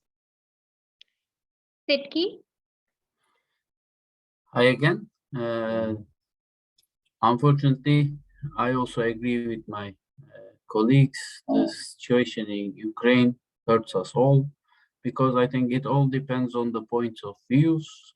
If you listen to anyone from his or her point of view, he may feel right, but the end results are innocent people dying on streets. So this is unacceptable from my behalf. But I'm not an expert on politics. Just as a human being, we want this to stop, not only in Ukraine, all around the world, in Africa, Asia, wherever innocent people are being hurt, we should stand against. As far as I can see, disinformation is a tool in a war. So I agree with my colleague, we should be informed. I try to read Russian papers, French papers, British papers to get kind of a news. But this is, I think some are lost in translation because I cannot speak them fluently. So hope all this will end soon and fast. That's what I want to contribute. Thank you. Thank you, Sitki. Thank you so much for sharing your opinions with us. I would request Ansar to share your views. Please unmute yourself.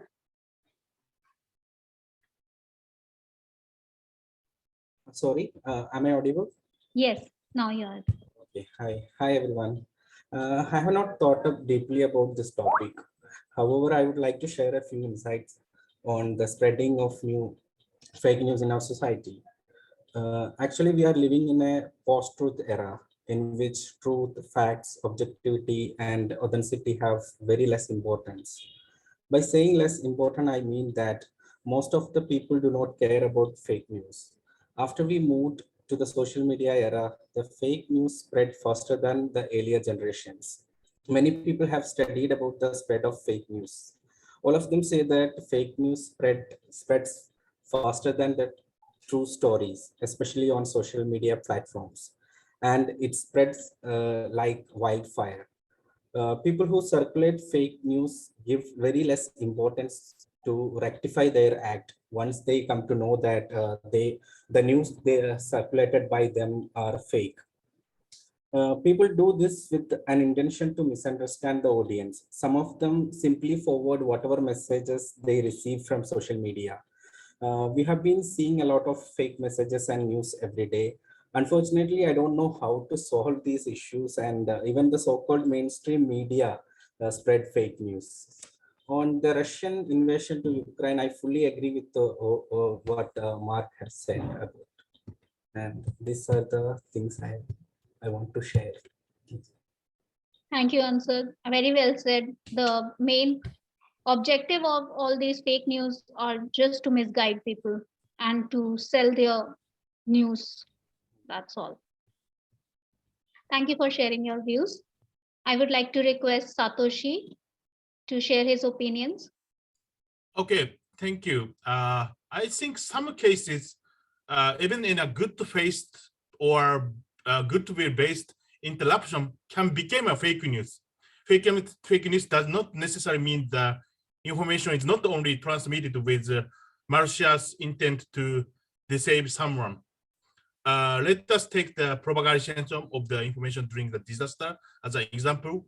When a disaster happened, what we want most information is about the current situation, how much safety ourselves and or friends in the area.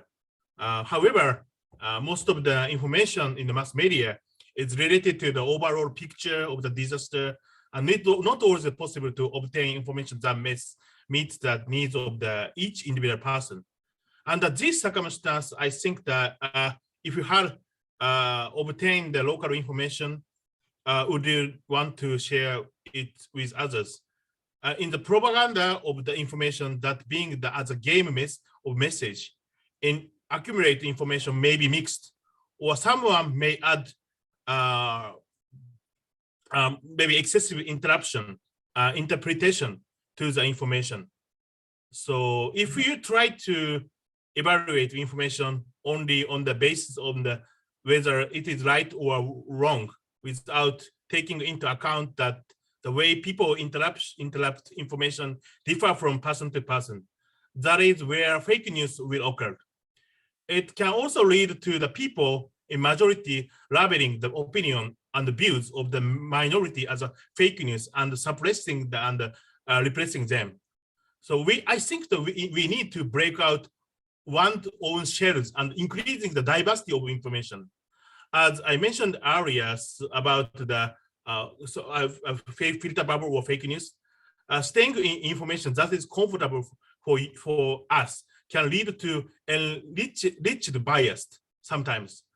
By deliberately changing the behavior pattern little by little, starting from the familiar place, we can increase the diversity of information coming into our life.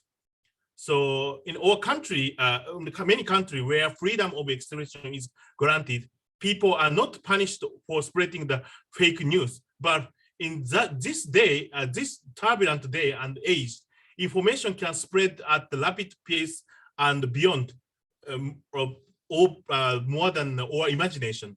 So understanding this, I think it is necessary to stop and consider that every information that you believe to be true may be perceived as a fake or false information by some people.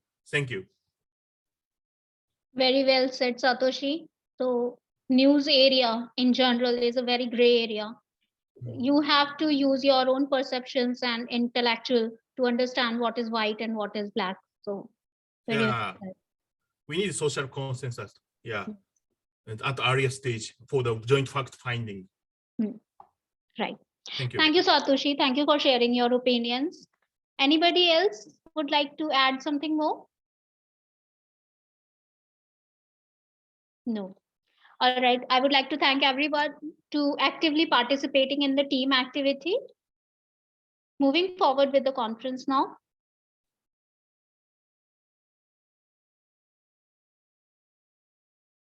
Our first speaker is Shpetim Madani, Foreign Language Center, Academy of Armed Forces, Tirana from Albania. His topic is an analysis of the prose of Bernard Malamud from the perspective of Martin Buber's IU philosophy. You can see the abstract on your screens. Yes, thank you. Thank you Yes. for the opportunity. Shpetim will be presenting live. Yeah. Shpetim, you may start. Thank you. So this paper seeks to analyze the prose of Jewish American writer Bernard Malamud, 1914-1986, from a perspective of Martin Buber's RU philosophy, which aims toward a transition from I-it to IU. The I-it connection entails a subject-to-object connection with the world, whereas IU refers to a subject-to-subject relationship with another human being, including an animal or inanimate object. This sort of relation is best manifested through love. This study sheds light on the transformation of the Malamudian hero from an egotistical individual who first treats others as merely objects to regarding them as equally important human beings. This moral evolution occurs in the mode of Buberian IU philosophy. This transition whereby both participating entities are transformed does not occur easily because the protagonist's past is considerably dark and he is initially distrustful of the world. This way, on his road to redemption, the male character is generally encouraged and guided by the female counterpart, serving as an alter ego that reminds him of his responsibility and humanism as a human being. The analysis begins with a short introduction into Buber's philosophical ideas, which are then illustrated through Malamud's major works. Martin Buber, 1875-1956, was a Jewish Austrian theistic philosopher who became celebrated for his major work, I and Thou, published in 1923. The archaic personal pronoun thou refers to the second personal singular you, which was formerly used to address someone on an informal level and when capitalized to address God in a prayer. Composed of 3 sections, the book probes into the psychology of the individual, the relationship of the individual to other human beings in the society, and relation to God. In the book, Buber presents 2 modes of approaching the world: the mode of I-it, or experience, and IU, or encounter or participation. The first mode is regarded by him as the plight of the modern society because the individual is self-centered and detached from the social environment.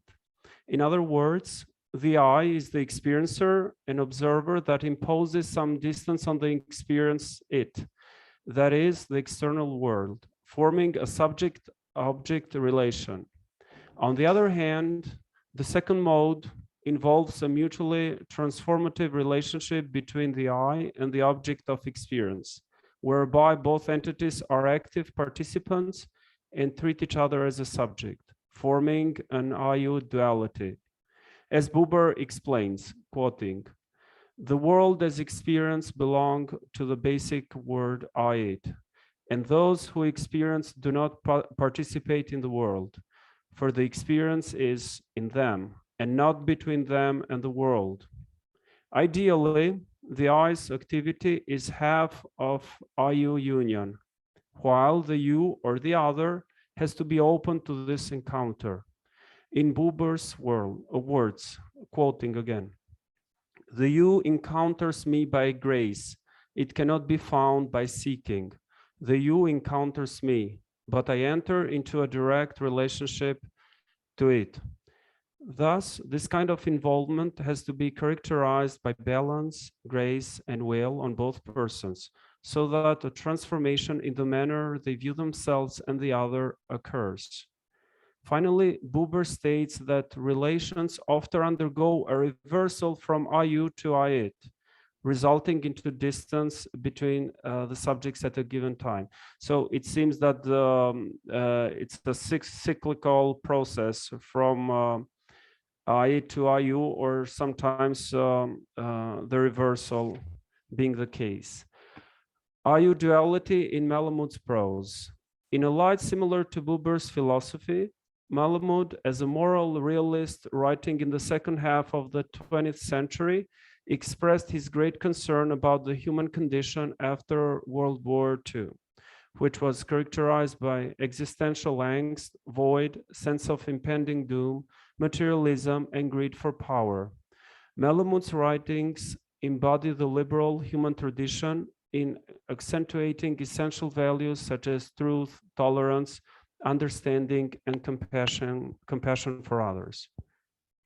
The Malamud hero is introduced to the reader as a fragmented human being detached from himself and society, as well as suffering extensively from a guilt-ridden past.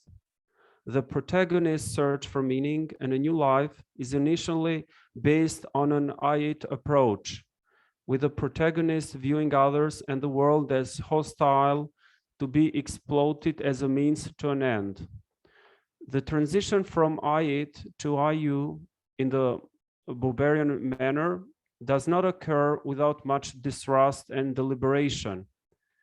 Malamud's first novel, The Natural, published in 1952, centers on 33-year-old Roy Hobbs, a talented baseball player who would become immortal if it were not for his hubris, lack of team spirit, and the affair he carries on with his coach's niece, Memo Paris, a femme fatale that dries up all Roy's energies and also urges him to sell out in order to meet her great material demands. Roy possesses a unique talent as a baseball player. His skills, technique, and dexterity are unknown to the other members of the team because he does not open to any of them. Considering himself highly superior, Roy mingles with the players only during the match. He travels with them, but distances himself by sitting far from them, which highlights a blatant I-it connection. The others, in turn, observing his aloofness, begin to rightfully wonder whether Roy is fighting for the team or for himself.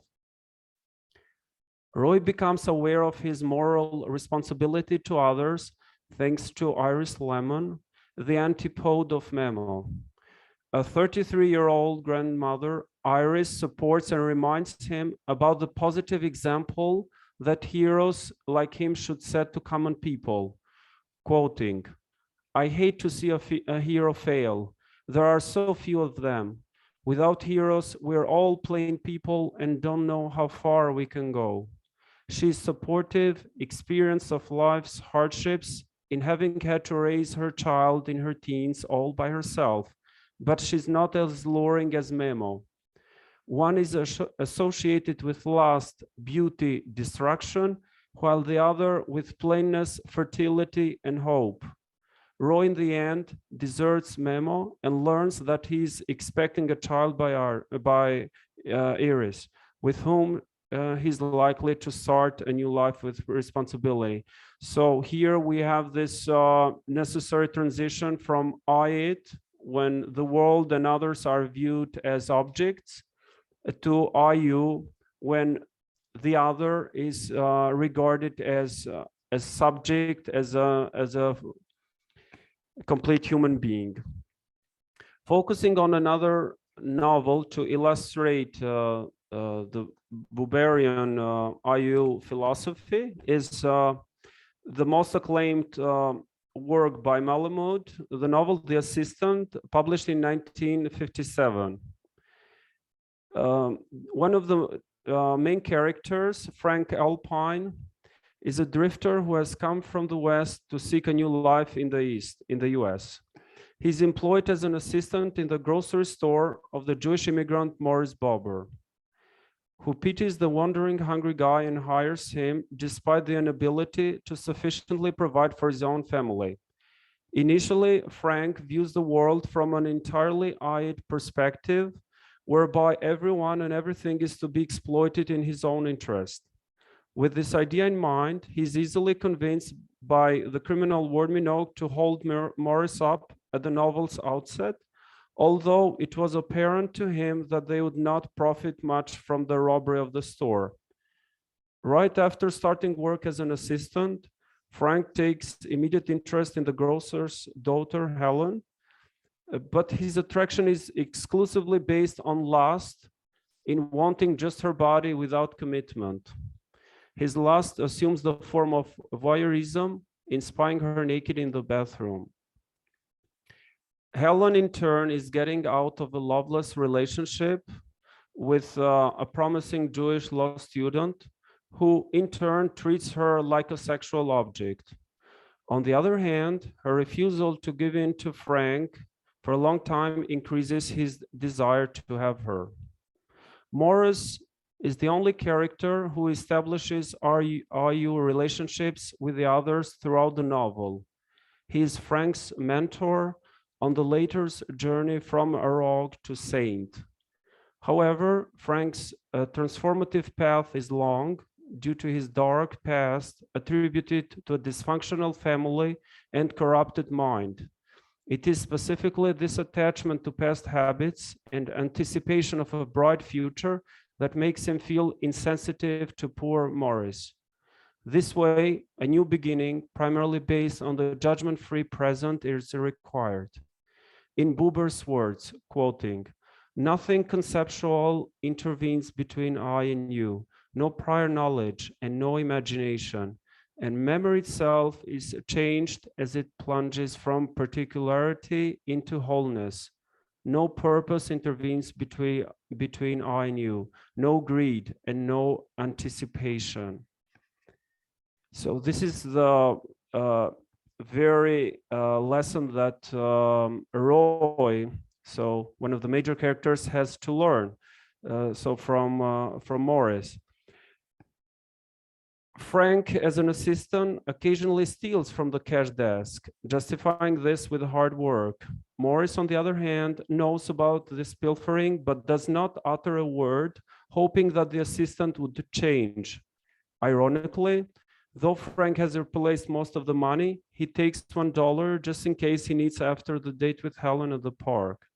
Caught in the act by Morris, Frank is turned away. Saving Helen from Ward's attempted rape, he forces himself on her for fear of losing her for good, due to the incident with Morris. However, the rape is immediately followed by feelings of remorse and suffering. This is the very moment when Frank begins to consider other people as more objects. Upon the grocer's death, Frank takes his place in the store and commits himself to providing for Helen and her mother. The transformation of Frank is evident in him working night and day to send Helen to university, which shows that Frank has changed in line with Morris' guidance by entering into a pattern of IU relationship with the rest of the Bobber family. Helen, on the other hand, becomes appreciative of Frank's sacrifice and decides to give their relationship a second chance.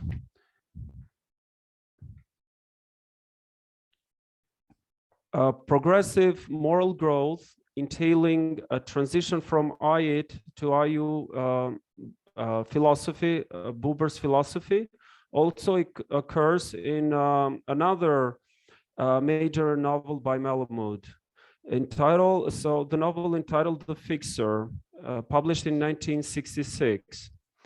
Set in pre-revolutionary Russia, the novel centers on Yakov Bok, a Jewish handyman in his early 30s. He is initially introduced to the reader as a highly selfish person that blames everything on fate and his wife, Raisel, who deserted him once he stopped sleeping with her.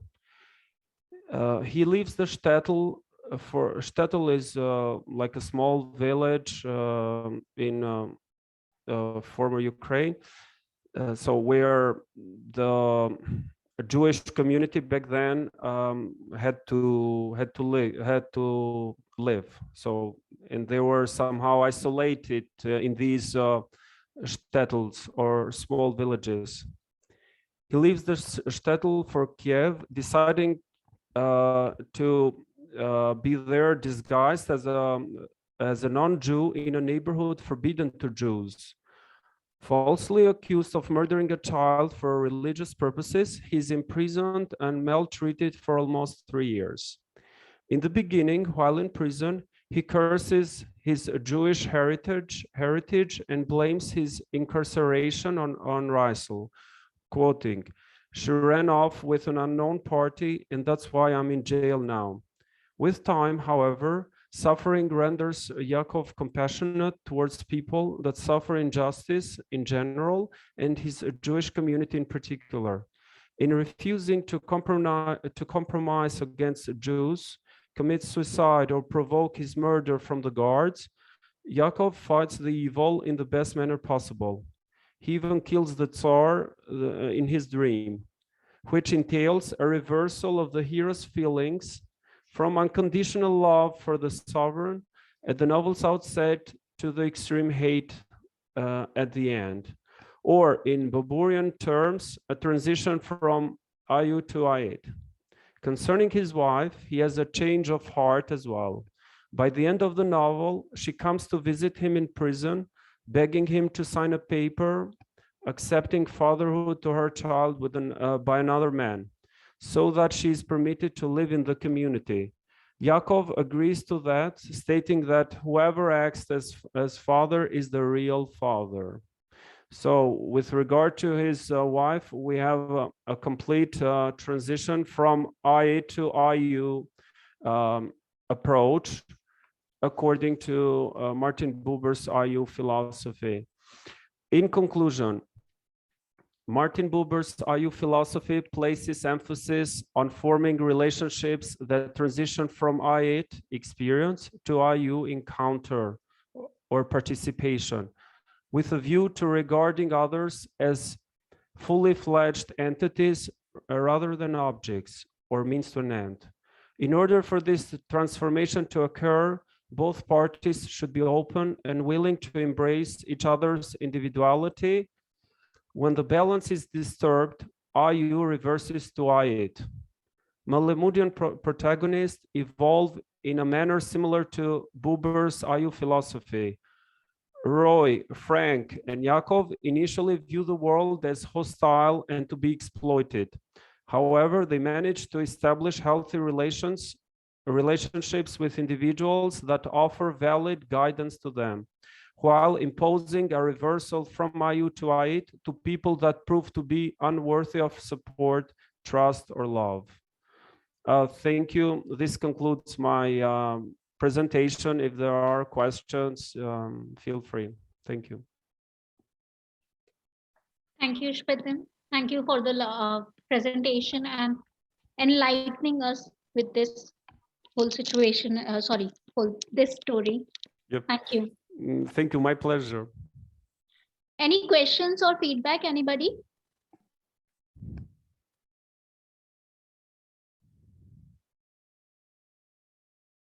No questions, Shpetin. Okay, thank you. Yeah. Thank you for the presentation. Moving ahead with the conference. Our next presenter is Sitki Sonmezer, Finance and Banking, Istanbul, GRF University, Istanbul, Turkey. His topic is Assessment of Future for Metaverse Tokens. You can see the abstract on your screens. You can see, right? Yes. Okay. Sitki, we will be sharing your presentation, not a problem. Excuse me, you will share can you see my presentation? Or I can just talk over it, but I don't know if you can see my presentation. We But already, sorry to disturb, we already have your presentation with us. We will be sharing it. Okay. Thank you for the patience. Moving ahead with the presentation.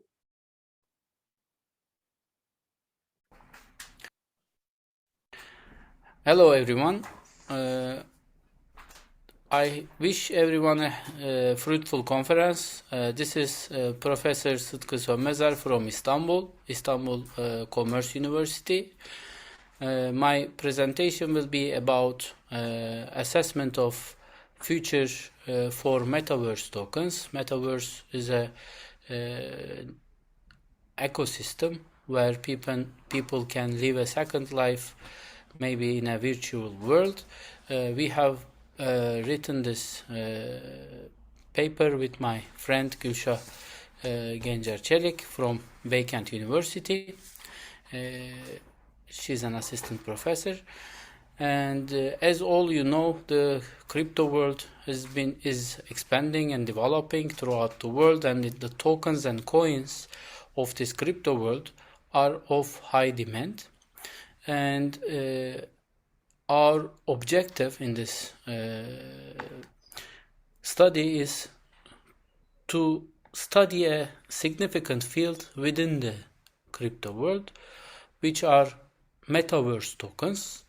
In order to live a second life in a virtual life, we have to spend money again, but those monies are not the currencies we use in real life. Each ecosystem produces its own tokens, and depending on the demand for those tokens, they are valued in a market, usually in exchanges. And we had actually two different objectives. One of them was to assess the future of these tokens, metaverse world, in other words, and also how are those tokens' returns are affected? Are they affected from each other? Okay, we tried to put forth evidence for their influencing factors. Metaverse, play to earn, and non-fungible tokens are the recent innovations in the crypto world, and they are of interest for many parties, including people use them, they spend those tokens. Investors also buy those tokens, even though they don't use them in the play, they don't play the game, but they believe there will be a high demand for those games and the token will gain value. And also regulators are interested in these tokens because somehow they are not taxed and maybe they should be taxable, etc. Some countries elect to ban them. Some of them elect to use them as a functional currency like El Salvador. Despite the concerns for this crypto space in general, its dimensions are expanding day by day. Platforms provide tokens for their users, and our objective was, as I have mentioned, to understand the structure of these returns in these tokens. We believe that investors may have hardship to differentiate among them because there are more than one ecosystem. We will see them. In this study, we have selected the biggest top 5 metaverse tokens, depending on the trading volume, and investors rush to the other one as they cannot read the differences among them. So this is kind of an expeditionary study again. Some kind of a spillover effect is sought in these coins as well. How can we define a metaverse? A metaverse is a virtual space where users can enjoy various activities and share experiences. Platforms, there are many, first of all, but the top ones are Decentraland, Sandbanks, or OVR. They enable investors to possess like apartment buildings, land. they have divided the world into parcels. For example, in decentralized, where mana currency is used, there are 90,601 lands. You can buy with your real currencies a land, for example, in your downtown. But the problem is there is no, in the world, in real life, there is only one title deed for your downtown, the center, Times Square. Okay, but the problem with this crypto world, there are other ecosystems like Sandbox. They have divided the world into 166,464 lands, and you can buy the same location, but in another ecosystem. So the difference in the crypto world, you can duplicate the title deeds. So the investors have to find which ecosystem will survive in the future, which one will bring in money. Okay, so these ecosystems should be taught in terms of accessibility, diversity, equality, and humanity.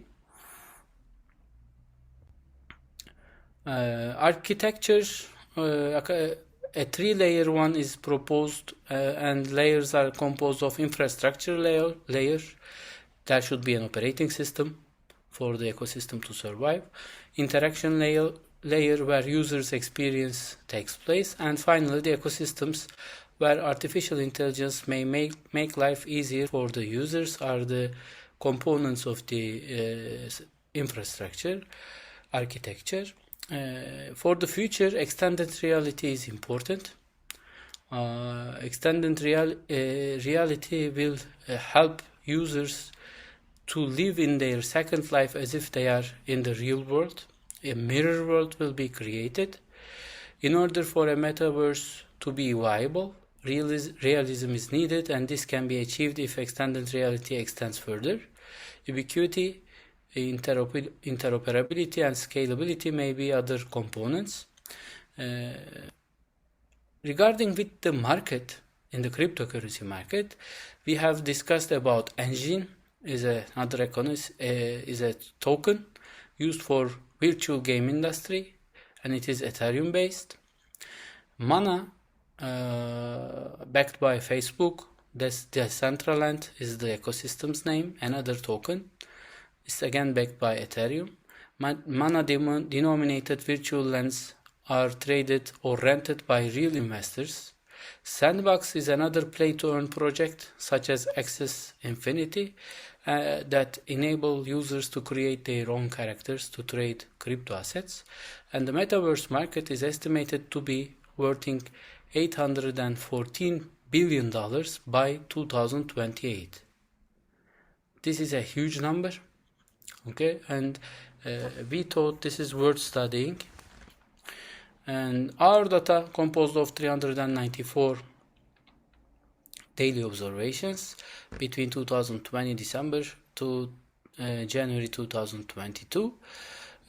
We have selected 5 cryptocurrencies: Mana, Engine, Theta, Access, and Sandbox. But we also wanted to see the relation of these metaverse tokens with Bitcoin and Ethereum. So we have added them to our list. We also looked at their trading volumes. Our findings regarding with Mana returns, decentralized, change in engine returns, competitor token, are positively related with changes in Mana with 99% statistical significance. The rest are insignificant, as you can see in this table. So engine returns explain the change in Mana returns in our NIBI West regression. Regarding with engine returns, they are affected positively by Mana, Theta, Access, and Ethereum returns, 99% significant. Their returns are interestingly negatively influenced by its own trading volume.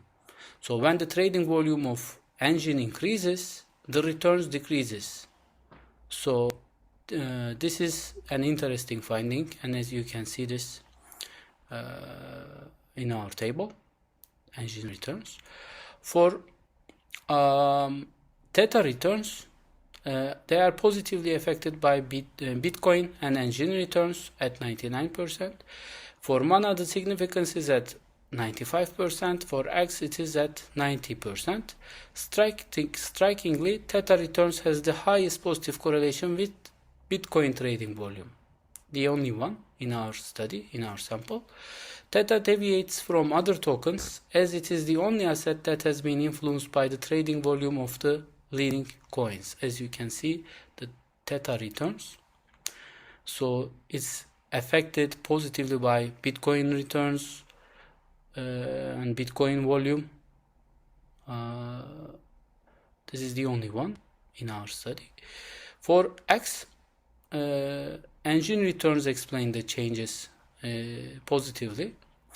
In the table, we see that theta returns, Ethereum returns, and constant have positive relationship with X token, and BTC return has a positive but merely insignificant effect on this token, as you can see in this table as well.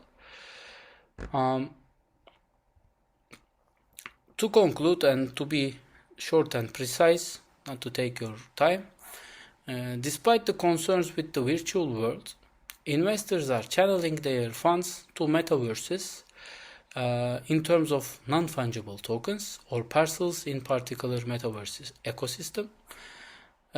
Game industry is expanding, growing, so play-to-earn tokens enable users to trade their assets by using metaverse tokens, and demand for these tokens depend on the success of the game or the metaverse in terms of popularity. Our results indicate that these tokens are positively influenced from their rivals' returns. These results may indicate that investors see them as a cluster for investment, and they may not know how to differ them yet. Bitcoin volume is found to be effective on theta only, and Ethereum volume is found to have almost no effect on these token returns, which is interesting. We didn't expect that once we start studying, analyzing. The prospects for metaverse tokens are bright. Digital life may sound mundane to the majority, but businesses, colleagues, and various industries will enjoy not paying rent to physical buildings, and they will be able to serve their customer in a similar fashion with the real world. The question should not be about the presence of metaverse ecosystems in the future, but which ones will survive, which ones will prevail matters for the tokens of this world is the main question that investors should find an answer to. So we believe in the future of these metaverse tokens, but investors has to be selective. Many thanks for listening and giving me the opportunity to discuss the matters. I would like to receive questions. If you have any, you can find me at ssomezar@ticaret.edu.tr. I thank again for the organizers as well. Thank you, Sidki. Thank you for the amazing presentation. Would you like something more? If you have any questions, I can answer. Okay. Any questions or feedback, anybody? Yes, Professor Marek. Sidki, thank you very much for very interesting and prospective presentation. I am sure that metaverse is a great vision for the whole humanity, and definitely the future for businesses, for many of us, for younger people, and also for companies. It is a great opportunity to expand, develop business, and so on. So I completely agree with you that also financial problems are important for further success of metaverse. I don't have a question, maybe a comment, because you are from Turkey, and each time I meet researcher from Turkey, I share my greatest dream, because now my greatest dream is to visit Göbekli Tepe in Turkey. Yes, yeah. my question is, are you going to create Göbekli Tepe in metaverse? What do you think about this idea? It's a good idea, actually. You have to be fast. Yeah. Yeah, metaverse is an interesting ecosystem because it's not only one ecosystem. Okay, so the ones, maybe some European one, an American one, an Asian one, many may be created. We are in this process now of creating ecosystem. It's also hard to create and also hard to sustain. So finance is needed. Actually, after a decade, we will be more sure to talk about metaverses because some of them may collapse. But we'll see. We are just in the initial stage now. And again, I thank you for your efforts. I have a meeting to attend. I think it has just started 10 minutes ago. They are waiting for me. So I thank everyone for here, for their valuable contributions. Wish you a fruitful conference again. You're most welcome, and thank you for the presentation, Sidki. Thank you. All the best for you. Bye-bye. Bye-bye. Bye-bye. Bye. All right, moving ahead with the conference.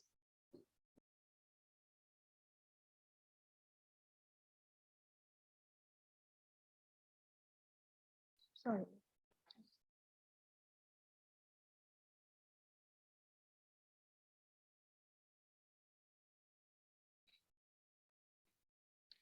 Our next presenter is Spetin Madani, Foreign Language Center, Academy of Armed Forces, Tirana from Albania.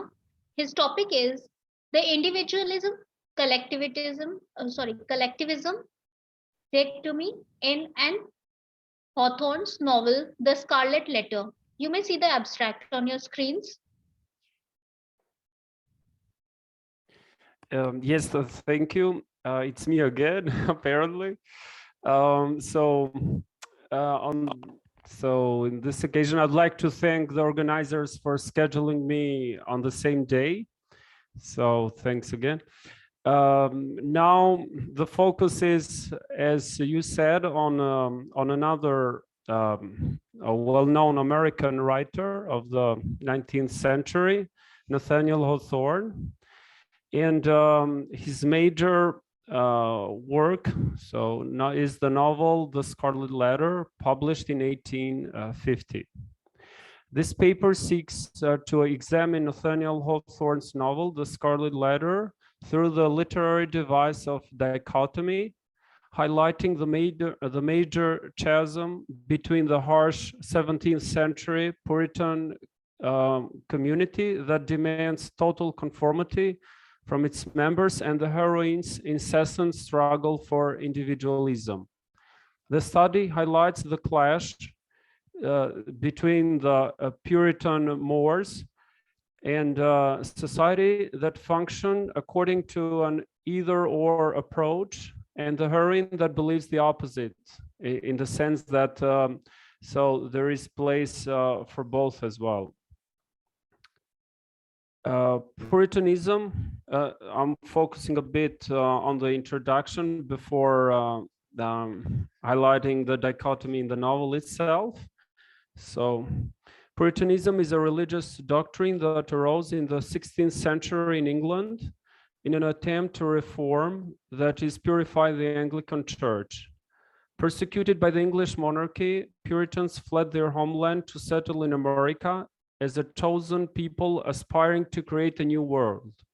Critics Richard Ruland and Malcolm Bradbury's state they were the Puritans who, determined to maintain the purity of their separatist Protestant faith, did aim to begin anew and find in that process of erecting towns, peopling countries, teaching virtue and reforming things, and just truly a fresh start. John Winthrop, one of the leading preachers and politicians, envisioned the formation of a city upon a hill, where members would help one another, thus serve God. Likewise, they would deprive themselves of personal pleasures at the expense of community. Quoting, "We must be knit together in this work as one man. We must entertain each other in brotherly affection. We must delight in each other, make others' conditions our own, rejoice together, mourn together, labor and suffer together, always having before our eyes our commission and community in the work, our community as members of the same body." Hawthorne read extensively about the 17th century history, both American and English, which served as a basis for his fictitious writing. Quoting, "The Puritan past was the raw material for Hawthorne's romance, partly because it gave him a language and metaphor both congenial to his own ideas and familiar to the public at large." So this by the critic Mac Williams. The author, a Puritan, in quotation marks, descendant, assumes an ambivalent stance on his forebears. While admiring them for their courage and high morality, he also thinks that colonial days were, quoting, "rude and rougher than our own, with hardly any perceptible advantages and much that gave life gloomier tinge." In particular, the author criticized their belief in predestination and their exaggeration in thinking that they were able to recognize God's elect. Now, coming to the major focus, individualism and collectivism dichotomy in the Scarlet Letter. Deriving from Greek dichotomy, the term dichotomy, meaning dicho apart and tomos cutting, is a mode of logical thinking that entails an opposition or contradiction between two entities or between two parts of the same entity. Thus, there is often a dichotomy between what an individual says and what he or she does. In literature, dichotomy is a device employed by novelists to create an external conflict between different characters, groups, or ideas, or to show an internal conflict between the states of the same individual in contrasting his or her thoughts and actions.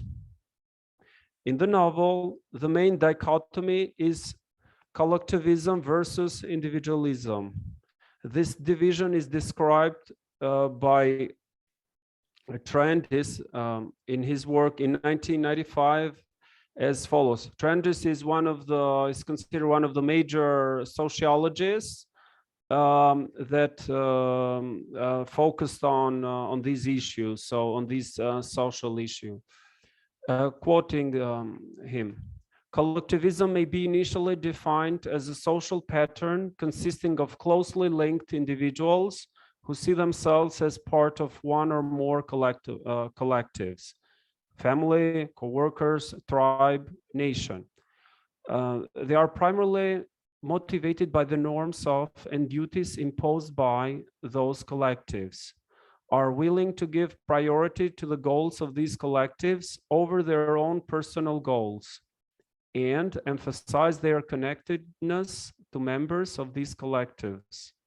A preliminary definition of individualism is a social pattern that consists of loosely linked individuals who view themselves as independent of collectives, are primarily motivated by their own preferences, needs, rights, and contracts they establish with others, give priority to their personal goals over the goals of others, and emphasize rational analysis of the advantages and disadvantages to associating with others." The Puritan doctrine, as depicted in the book, completely favors the collectivist philosophy over the individualist one. Deeply ingrained in the legal system, this religious reform movement, that is Puritanism, promotes a communal spirit and demands total obedience from its community. This way, the heroine, Hester Prynne, who has committed the sin of adultery, an infringement to the seventh commandment of God, constitutes a challenge and threat to the society in her choice to not repent. Hester is introduced to the reader while coming out of prison to be exposed to a throng of people in the marketplace where she is defamed and required to disclose the name of the adulterer, who turns out to be the town minister, Arthur Dimmesdale. Her husband, Roger Chillingsworth, had sent her to America earlier while he remained in Europe. As a consequence, being lonely and without a partner, Hester experiences a strong romance with a pastor, a union that also produces a baby named Pearl. Punished for this moral deed, the female protagonist has to visibly carry on her bosom the Scarlet Letter A, which has a dramatic effect on the crowd and the wearer. The women in the community do not hesitate to castigate the representative of their own sex by stating, quoting, "This woman has brought shame upon us all and ought to die. Is there not a law for it?" Truly there is, both in the scripture and the statute book. Then the magistrates who have made it of no effect thank themselves if their own wives and daughters go astray. Another one adds, quoting again, "Let her cover the mark as she will. The pang of it will be always in her heart." Typically, we are presented with a crowd that has been brainwashed, manipulated into accepting without protest the laws and mores determined appropriate by the ruling class, which also exploits the religious component to more easily repress people by propagating that those that obey will go to heaven, whereas those who do not will go to hell. The magistrates are perceived as God-fearing gentlemen and merciful people who harmonize the word of God with human behavior on earth by always doing the very best for their citizens. However, their hope and plan to establish a utopian society in the new world based on friendly and peaceful living are doomed at the very outset. The indicator is the prison mentioned at the opening chapter, serving as a means of punishing transgressors in an attempt to maintain social order.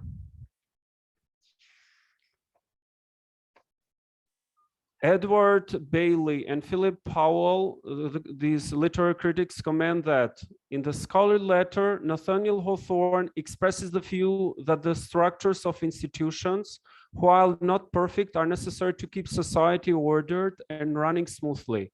He felt that institutions keep people from having dangerous, in quotation marks, dangerous radical thoughts and that might destroy essential order. Although Hawthorne presents Puritan society as rather harsh, he shows that once Hester Prynne is denied of its structure, she turns to dangerous, again, dangerous is in quotation marks, to dangerous independence. In this regard, Hester has clearly violated the societal conventions by affirming her individual emotions and needs over the social good. Forced to wear the symbol of disgrace, she is banished from the community to live in a secluded life, with Pearl on the outskirts of town. Her refusal to leave New England also shows her feelings of guilt, an indicator that she's not totally impervious to public criticism, and that she has a Puritan consciousness after all.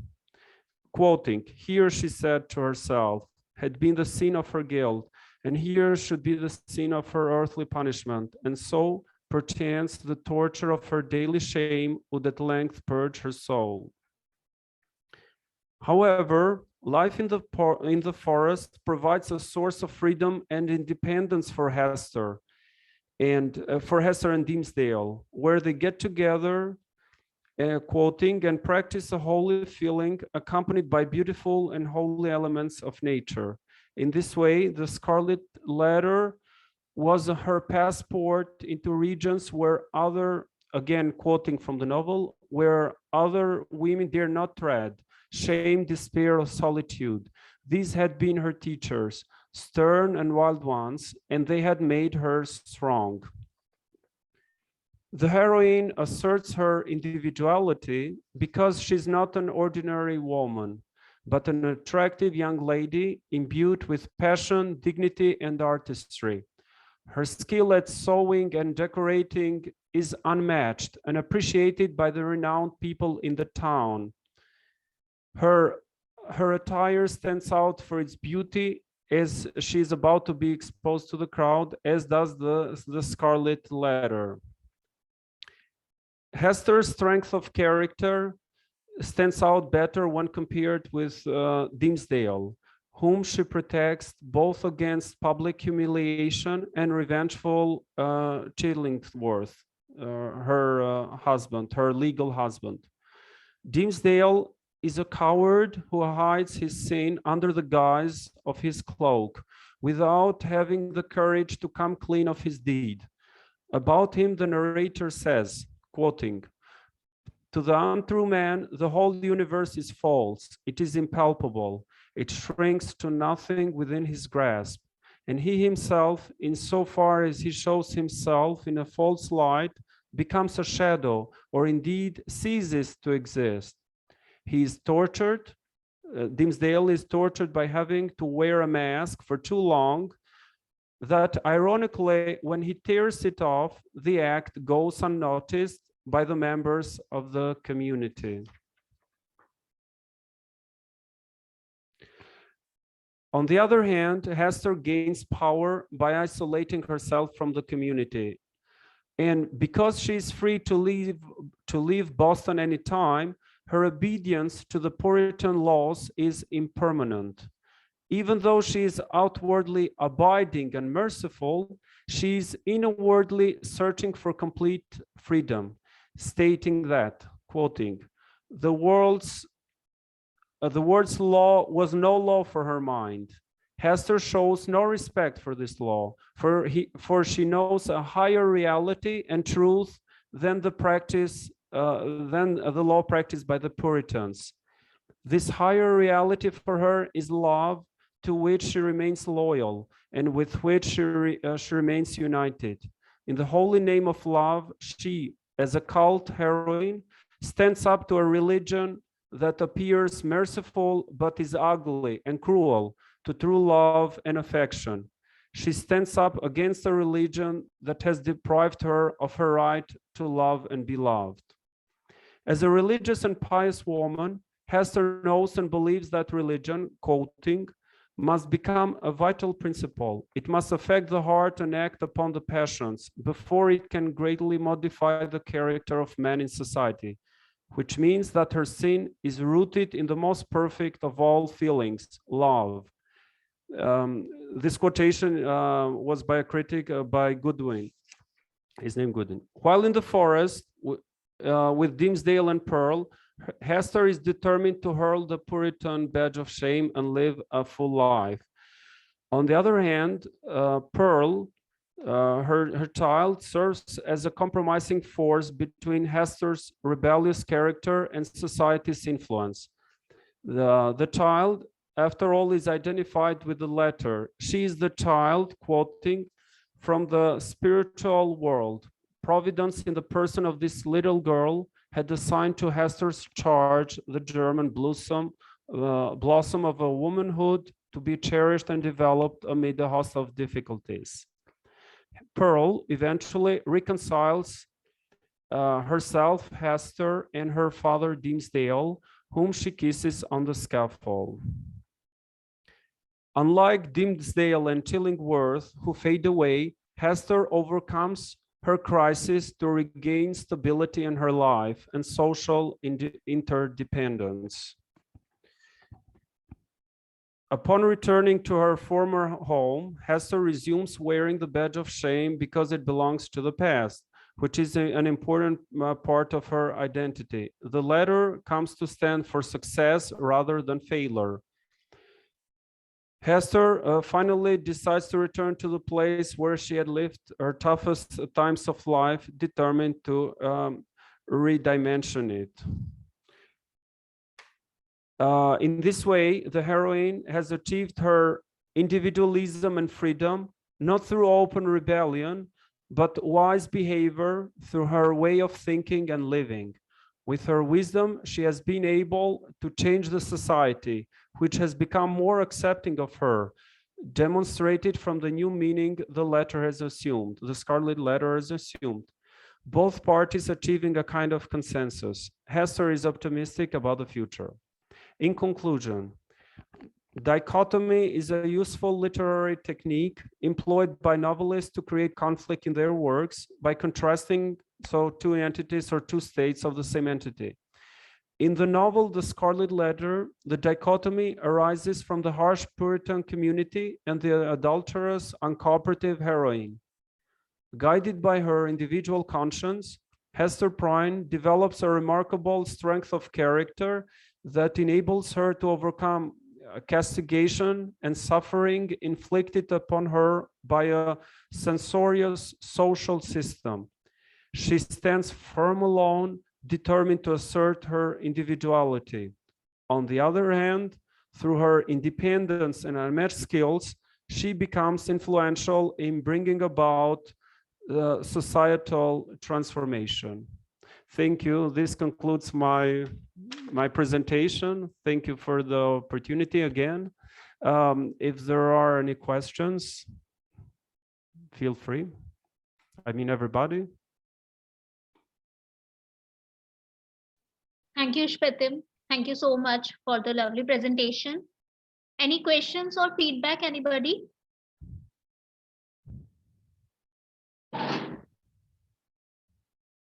No questions. Okay, thank you. Thank you so much. Thank you.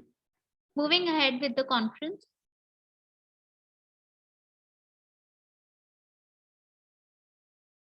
Our next presenter for the day is Hyun-Soo Kim, Department of Social Welfare, Konkuk University, Graduate School of Public Administration, Seoul, from Korea. His topic is the effect of self-esteem on young single-person households on the will to be independent, focusing on the moderating effect of social support. You can see the abstract on your screens.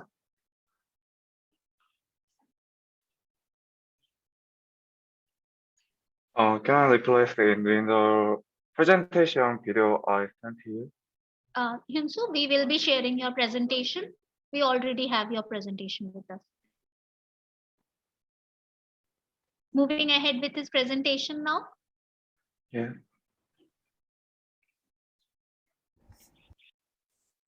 Women who work full-time still earn 15% less than men. Sorry for the disruption. Hello, good morning today. I'm Hyun-Soo Kim of South Korea. Nice to meet you. I'm a PhD student in social welfare at Konkuk University. Today, at the 10th International Society of Science and Humanity in Singapore, I'm honored to present my master's thesis. Then I will start the presentation. The presentation order is let's find our research background, purpose, and sample. Based on the session analysis table, we will present the research results and conclusions. First, the current situation on the problem recognition. While the problem of single-use household is emerging as a concern around the world, the proportion of single-use household in South Korea has been increasing rapidly recently. The number of young people living alone is increasing due to reasons such as school in their 20s and work in their 30s. Since the increase in the number of single-person use household is already a reality, it is necessary to organize for this. introduce policies on the Parliament project to prevent problems of single-person household.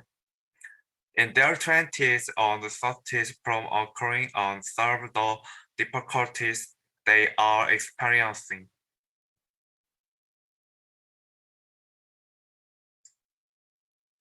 The purpose of this study was to understand the effect of self-esteem of single young household and self-reliance on to find out if social support has a gentle effect in the relationship between. For this study, a survey was conducted on young Singapore household living in Gangnam-gu, Gro-gu, and Gwamak-gu, South Korea through an online community. A total of 340 Singaporean households responded to the survey. On the 326 that are analyzed, excluding the omission.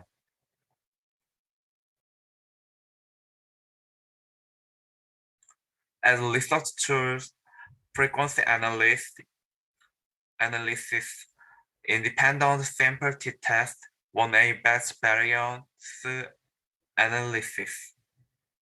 On the cross analysis were performed using the SPSS statistical program. In addition, demographic and sociological characteristics, independent variables, and the moderating effects were verified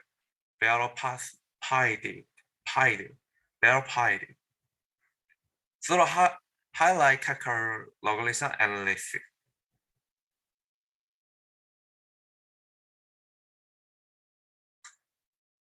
Regression table. The effect of self-esteem on self-reliance will the analysis result of the effect of self-esteem on self-reliance will was 7.5, indicating that the level of reliance belief was high. The moderating of effects of social support.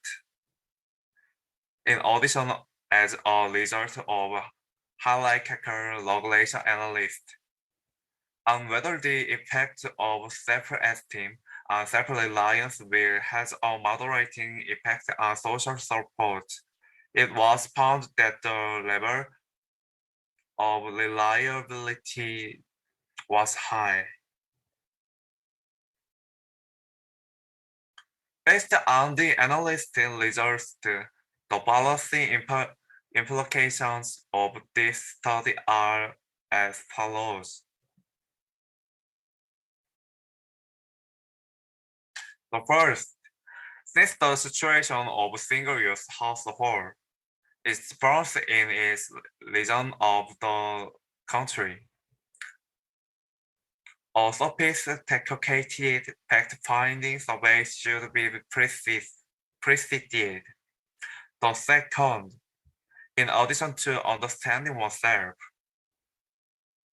there is a need for a way to maximize one's capabilities. The third in was suggested that there is a need for measures to expand the community on the community on the share information of single-use households through the formation of governance for single-use household. The fourth, there is a need for a fund to replace the budget through an emergency fund loan system for single young household on a national guarantee system for single young household.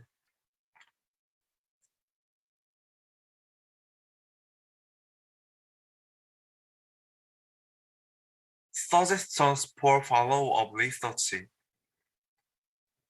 In the follow-up study, a comparative analysis should be attempted done through a study based on single-use household of two or more malpractice governance. In addition, it seems necessary to adjust the response ratio of the age group to analyze. With various young age groups evenly distantly buttered. In addition, it will be necessary to analyze the factors of the cause of the high proportion of single female use household.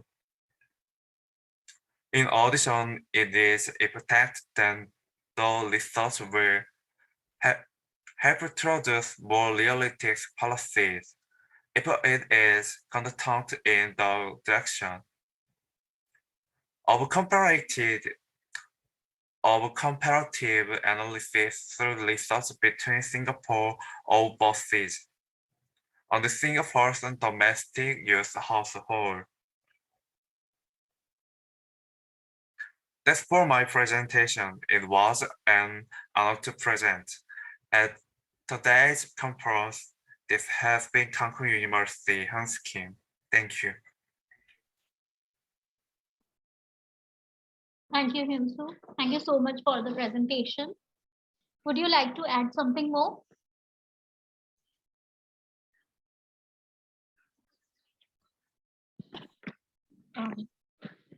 Would you like to elaborate on your presentation?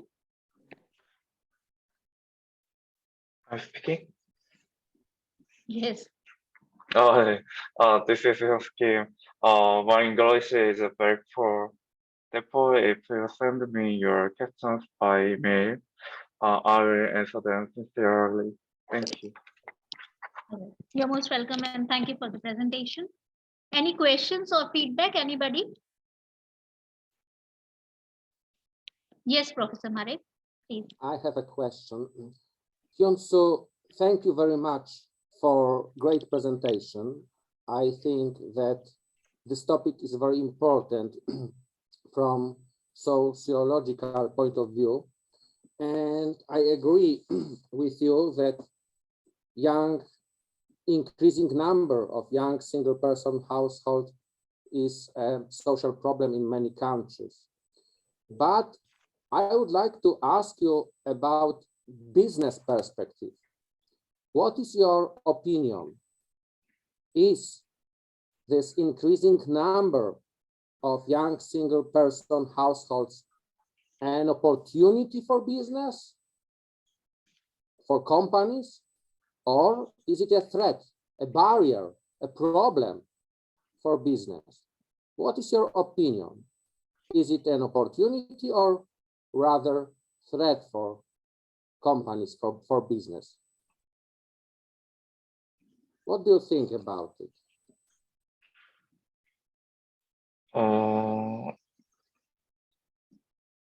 I'm sorry, my English is very poor. I'm sorry. All right, I understand that it was difficult to understand, yes, my question. Thank you. All right, no problem, don't worry about it. I wish you all the best in future research, and I'm sure your topic will be very important for further development of research in this area. Thank you very much. Thank you. Thank you, Professor Marek, for the question. And thank you, Hinsu, for your presentation. Moving ahead with the conference.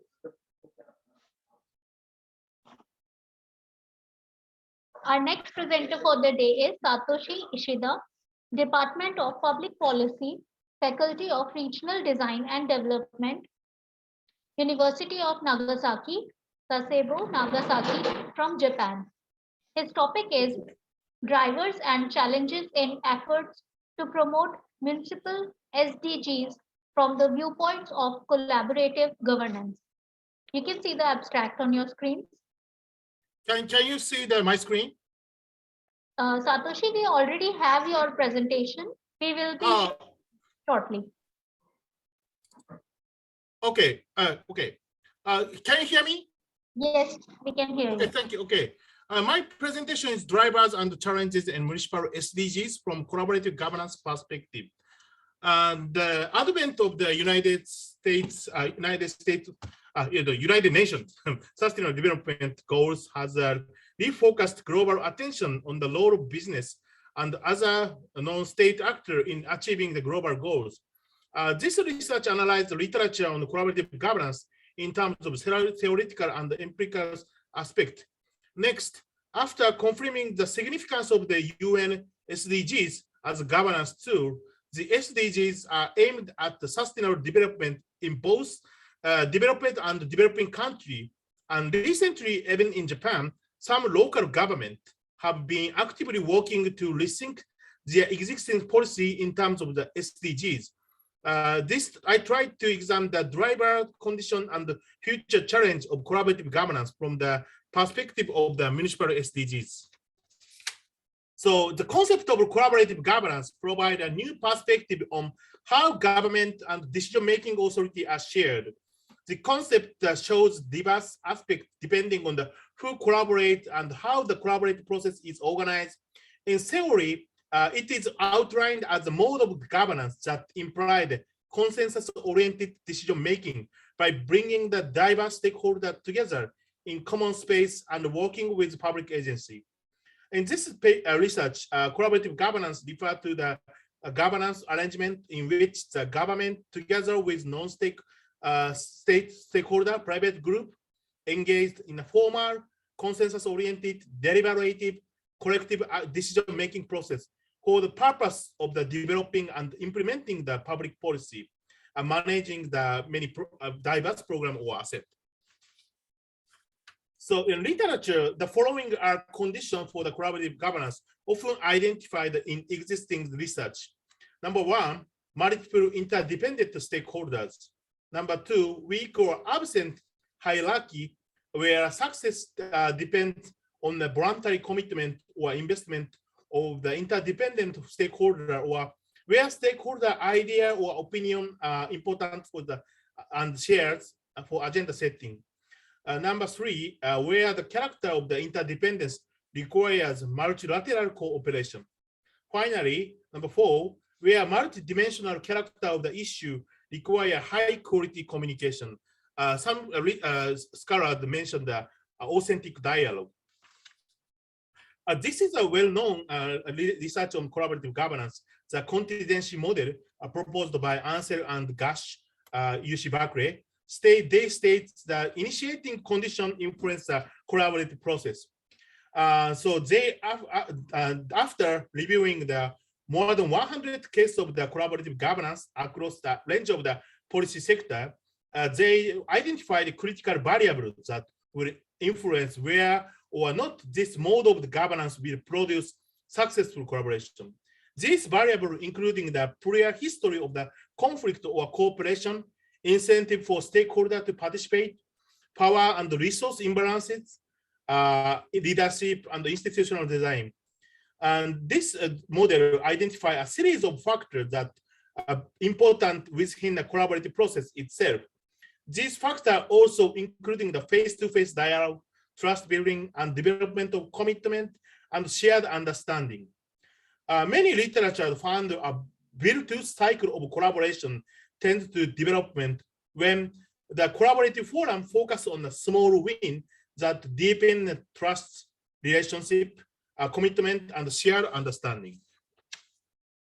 Also, institutional design are often referred as many scholars. For example, diversity and the inclusiveness of participants from the early stage. And leadership is also a very integral part for the decision-making process. Facilitative leadership, leadership of sometimes neutral organization representing the disadvantaged groups is a key for the successful collaboration. And collaboration is considered to depending on the communication, trust building, commitment, shared understanding, and outcomes. So institutional design and leadership is also key, and a more inclusive structure and process facilitate the management and collaboration. And so, as I mentioned before, the face-to-face in collaborative process is very essential because face-to-face collaboration is believed to break down bias, prejudice, and negative stereotype among the party involved, and also it can contribute to building trust. And also the importance of the internal external legitimacy to collaborative process is important too. The communication mechanism and building trust facilitate the development of the common understanding of problems shared by the party and the commitment to the common and shared solutions. The Sustainable Development Goals, SDGs, this is adopted by the United Nations September 2015. Their action plan for transmitting our world by 2030 consisting the 17 goals and 169 targets. It is a common global goals that integrated a wide range of economic, social, and environmental challenge with aim of realizing the society where no one will be left behind in all countries and all people of the world. In other words, the world to-do list. In Japan, since 2016, the SDGs, the government promotion headquarters established by the Cabinet Office set SDGs basic policy. The 3 priority area in Japan, for example, fostering the next generation and promoting women's activities and regional revitalization. This presentation more focusing on the regional revitalization. Furthermore, the weakness of the social mechanism that connect social and technological innovation exists at the root of the sense of the stagnation in Japanese society. We're considering the achievement of the SDGs in Japan, local communities, where the correction of the concentration in Tokyo metropolitan area and the maintenance of the local rural sustainability are being many debated amid the rapid aging society with declining birth rate. So how to create social innovation and governance system that will resolve local sustainability is a key issue current to Japan. So the key to regional revitalization, Shiho Sosei in Japanese, was launched by the former Prime Minister Shinzo Abe. So, and the law for regional revitalization was enacted at the same year to make this policy effective. The term Shiho Sosei means refer to a policy titled Machi, Hito, Shigoto, Sosei, and its policy framework. Machi means the communities, place where each individual can have a dream and hopes, lead a rich, fulfilling life with a peace of mind. Hito means people, does not simply mean human in biological or legal sense, but human resources who are active in the community and play a role in the community development. Finally, shigoto means work, businesses, refer to the basic idea of the increasing the number of the quality jobs that are attractive to, especially for young people, in particular jobs that provide stable employment, adequate compensation, and satisfaction. For future regional revitalization, SDGs were adopted by the UN in September 2015, a year after the law for regional revitalization in Japan. After that, there have been many movements in Japan to utilize SDGs concept for regional revitalization after discussion with the government. The significance of the local government-led municipal SDGs is summarized in the following slide 9 figure. by promoting policies that meet the three elements of the SDGs, economic, social, and environmental, that the government aim to mitigate the decline in the population and overcome the decline of the regional economy, thereby creating a virtuous cycle of the regional development and the local economy. The first key point in promoting municipal SDGs, it's come up with the unique measures based on the unique circumstance of each municipality, local government. This is an important perspective because as Japan's population continues to decline, it is difficult for many municipalities, local community, to consider SDGs specific measures from the scratch under their severe administrative and financial condition. Next, it is important to understand that basic concept of the keyword for regional revitalization promoted by the government, community, people, and job. From this point of view, it is considered effective to consider to which element can be combined with SDGs to create a new value. This table mapping is of keywords of municipalities and organizations seeking to participate in the municipal SDGs. So this figure, the perspective that which SDGs goals are reality. This presentation organized the SDGs of local government, municipalities selected the SDGs future city, SDGs Mirai Toshi in Japan. It's kind of model case, model project approved by the government. As good example, a good best practice. SDGs future city selected has a unified format and screening criteria on page 11. Sorry, this is a very small character, but this table shows the model of SDGs, model municipality selected as SDGs future city, organized in terms of the community, people, and the jobs, with the corresponding the SDGs target and factor listed. Although I cut the detailed expression due to the time limitation, many of the selected model of the model municipality in Japan are working on SDGs Goal 7 and Goal 13, such as decarbonization, forest conservation, renewable energy, and promotion of the climate change countermeasure as a trend of the policy and program toward SDGs in local government municipal level. So based on my systematic review of SDGs model city, placemaking for collaboration and social and institutional acceptability can make a collaborative governance work. For example, Iida City is the Nagano Prefecture, which promote a low carbon society, established the institutional acceptance at the national level through the Kyoto Protocol and the government adoption of the Ecotown project, especially after the 90s. Since the Earth Summit 1992, there have also been high level of the interest of the international environment management certification. For example, ISO 14001, which has established a market acceptance for related industry in their region. On the other hand, another factor that increased the social acceptability of the region was the pioneering effort unique to the region, such as environmental city concept and the 21 city environmental plan, which are considered to have greatly influenced the subsequent municipal SDGs related policy, both in terms of the institutional and social acceptance. First example, involvement of the civil society, which has been selected by the government as a model for the virtuous cycle between the environment and the economy. It's the existing of the good non-profit organization in this city and can promote social innovation and sustainability.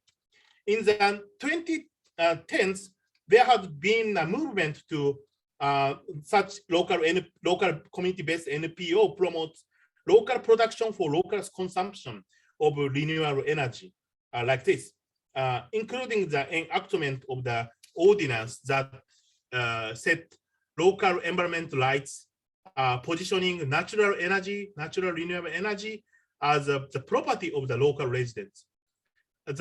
Like this, the leadership of the NPO and NGO, civil society, or the participation of the civil society are can be a good driver for the acceptance and the promotion of the SDGs led by the local municipalities.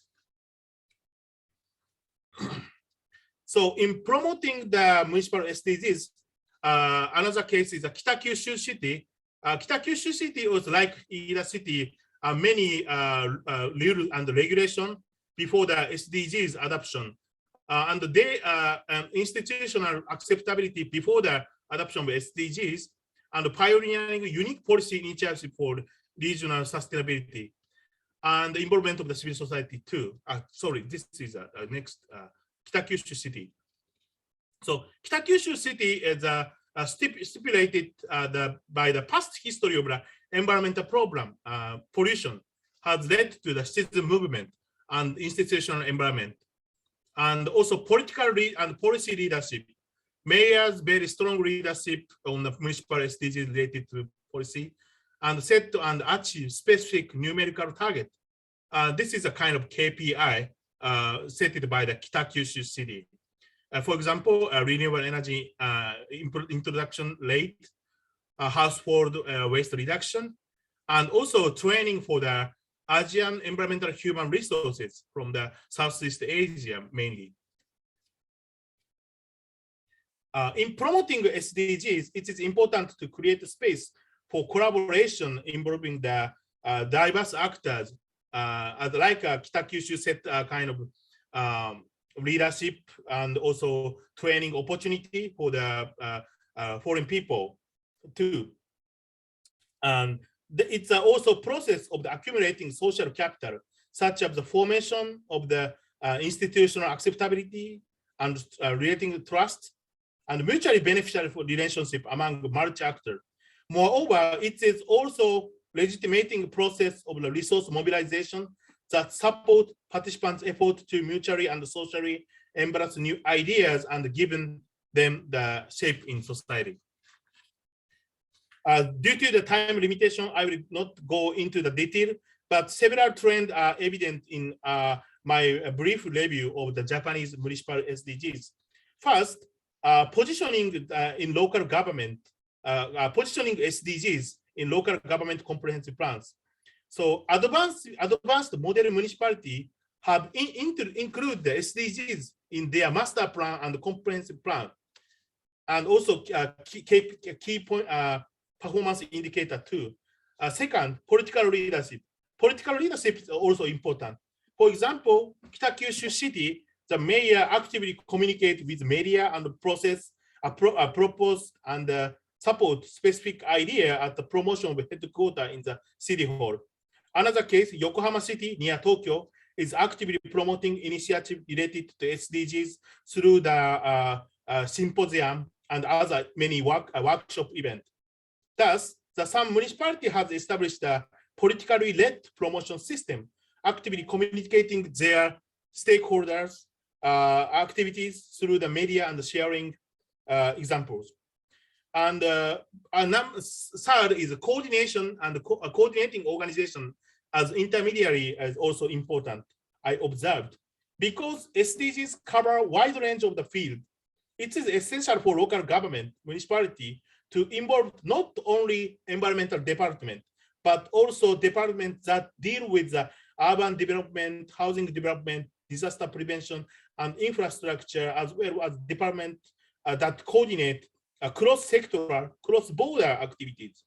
At this stage, while many municipalities have environmental department addressing SDGs, it can be seen that the coordinating department are deeply involved in municipal SDGs process.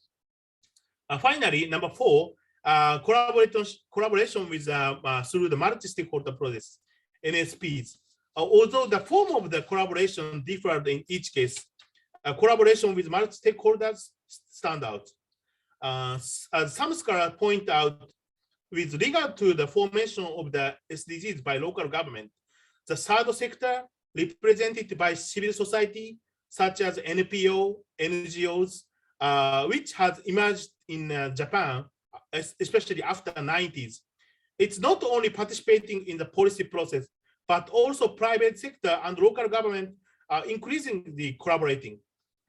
Does not mean NPO and NGO are not involved in the SDGs, but rather than in recent years, there is growing tendency on the part of the local government to consider the private sector as a key collaborative partner.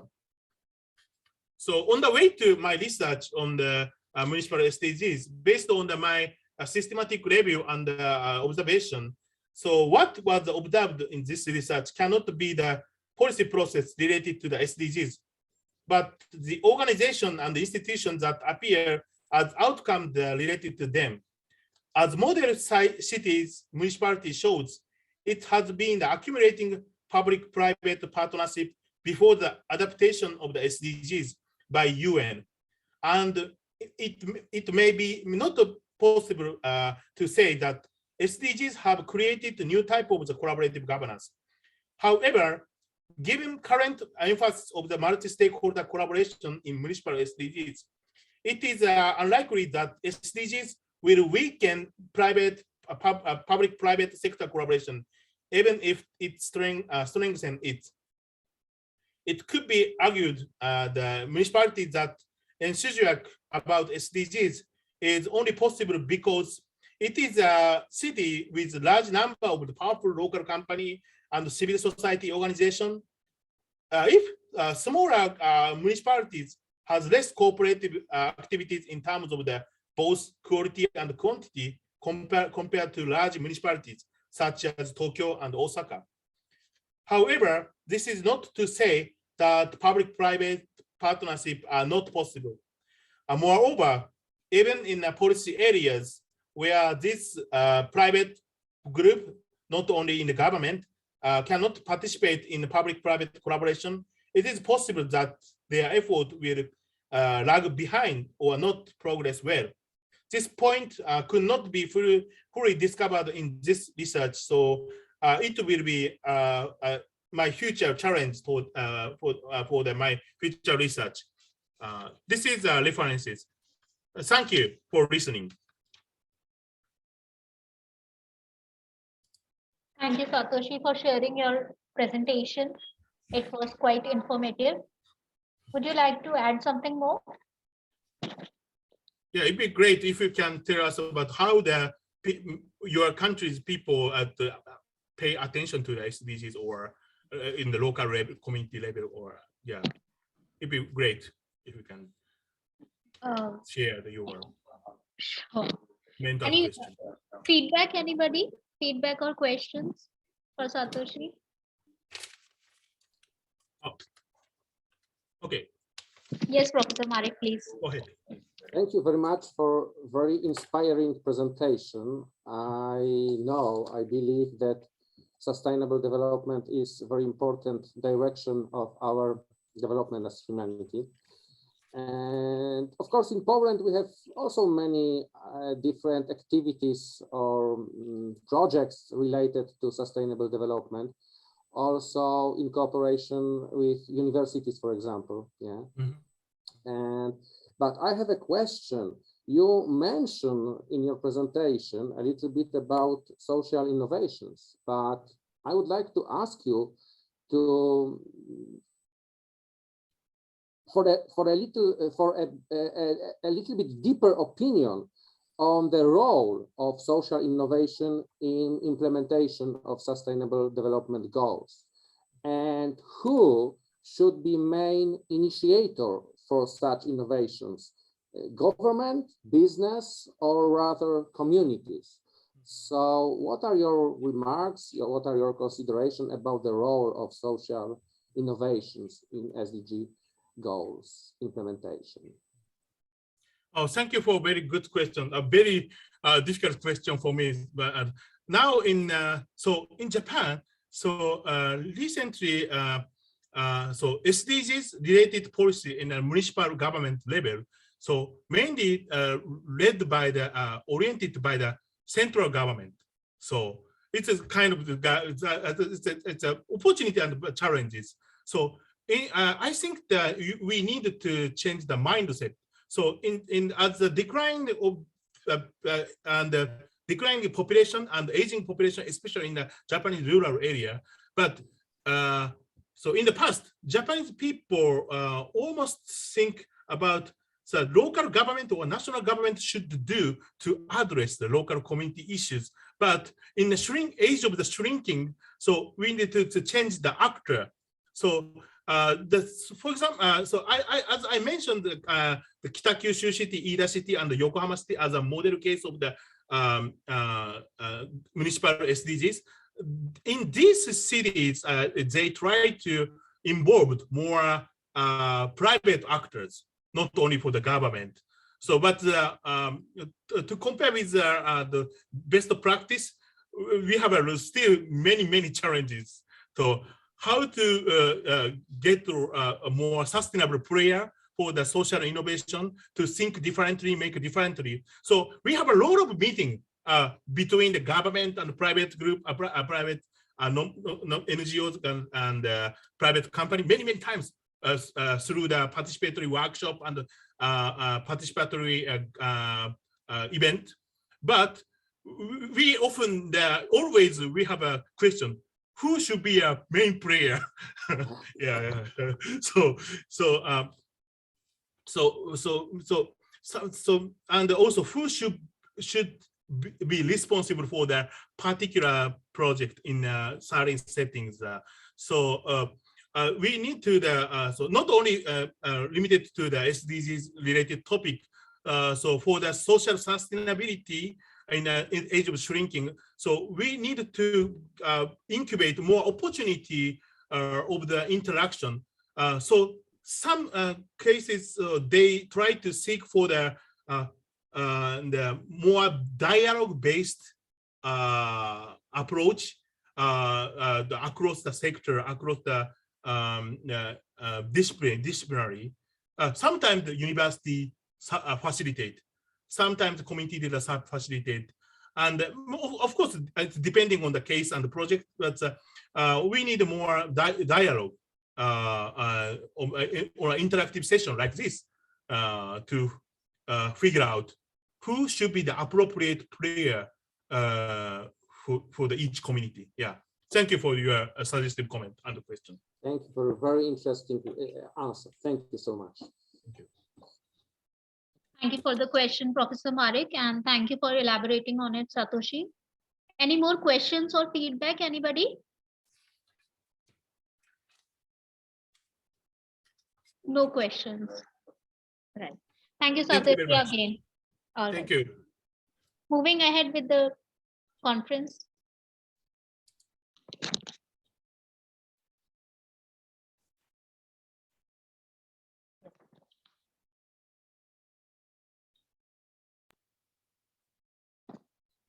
Our last presenter for the day is Ansar Chukam, Department of Humanities and Social Sciences, Indian Institute of Science, Education and Research from Mohali, India.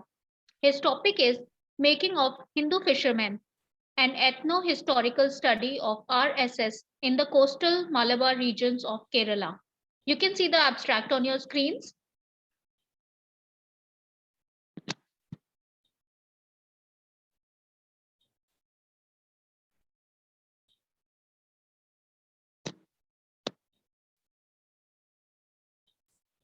Moving ahead with this presentation.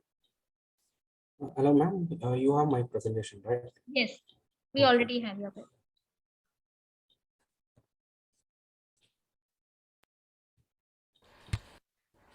Hello, everyone.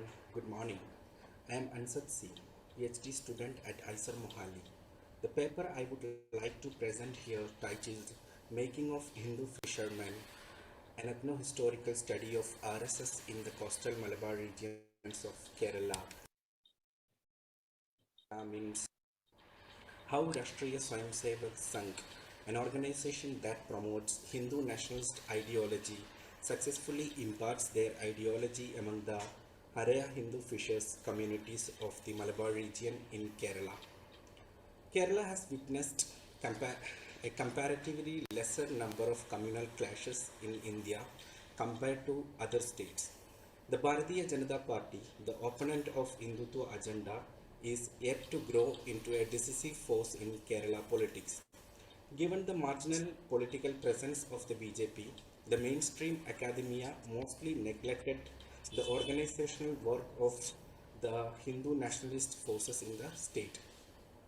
Most of the earlier literature on Hindu nationalism in Kerala primarily focuses upon the ideology and the history of Rashtriya Swayamsevak Sangh.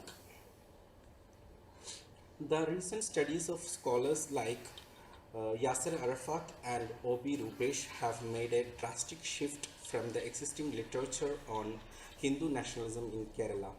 Arafat's study examines the manifestation of Hindutva rhetoric on violence, sexual politics, and the notion of purity in Kerala, and the ethnographic account of Rupesh examines the attempts of the RSS and its Parivar organizations to teach the everyday Brahmanical rituals and other forms of worship to the Dalits and backward classes. According to him, the Sangh Parivar's interest in the heterogeneous worship practices in Kerala is meant to expand their ideology among the lower caste Hindus. It's imperative to investigate how Sangh Parivar's ideas are propagated in different areas among various sections of Kerala society. Next, I would like to present demographic profile of coastal Malabar. Araya Hindus and the Puislam or Mukwa Muslims are the two important fisher communities that live in the coastal regions of Malabar. The sea fishers of the Malabar coast were known as Mukwans in the colonial records. The hereditary chief of the Mukwans is known as Arayans, and the deity of the caste is known as Bhagavati. Nowadays, the Hindu fishers in the Malabar coast use the terms Araya and Mukwa interchangeably to denote their caste identity. Araya Hindus relate themselves as the descendants of Vedavyasa, the great sage in Hindu mythology. Piyaji Mathur argues that the Hindu fishing communities claim superiority over Brahmanas as the twice born were ordained from among the Aryans. He also points out that the caste Hindus consider the fishermen polluting in the traditional caste hierarchy. However, the Hindu fishers have not had to undergo much caste violence and atrocities compared to other lower castes in Kerala. This is because their occupation is not subjected to the day-to-day interventions of the caste Hindus. According to Mathur, the Mapila fisher folks are converted from Hindu fishing communities, particularly from Mukwa and Mogaya. They are found in almost all the coastal villages of Kerala. Conversion to Islam was a common social phenomena among the Mukwa caste. The new converts are called Puislam or Pudiya Islam. That means New Islam. The Puislam fishers occupy the lowest social position in the traditional hierarchy of Muslim society of Kerala. The coastal regions of the Malappuram district are mostly occupied by the Puislam Muslims, whereas in the Kozhikode district, both the communities live side by side. However, the Pudiyappa coast is the only region in Kozhikode district where the entire people belong to Arya Hindus. Two consecutive raids between the Araya Hindu and Puislam Muslim fishers in Marad is one of the darkest pages in the history of contemporary Kerala. In the first outburst that occurred on 4th January 2002, 3 Puislam Muslims and 2 Araya Hindus were killed. In the retaliation, the second incident occurred on 2nd May 2003, in which 8 Arya Hindus and 1 Puislam Muslims were killed. The Marad incident helped RSS to maximize its influence in the coastal areas of Malabar. The Arya Hindus in the coastal areas of Kozhikode district from Bepur to Ayyur have marital alliance between them. Therefore, the Marad incident has had a direct impact on entire coastal villages of the district. Even before the Marat riots, the RSS was able to establish a considerable influence among the Arya Hindu fishers. RSS began its organizational work in Kerala in 1942. 3 RSS Prajaraks from Nagpur were assigned to spread the Hindutva ideology in the state. In Malabar, Dandopat Bapurao Tengadi, DB Tengadi, has introduced the ideology to the upper caste Hindus living in Calicut city. With the help of them, RSS established its first Shaga in Aichavatam. It is said that before the ban on RSS following the assassination of Gandhi, they established a Shaga in Velail, a coastal region near Calicut city. Due to the proximity to the town, the Velail fisher people were able to make comparatively more social progress than the fishers in other areas of the district. Some of them were highly educated and employed in various government sectors. The upward social mobility in this section made it easier for the RSS Prajaraks to communicate with the fishers. Gradually, Shagas were established in all the major coastal villages in Malabar.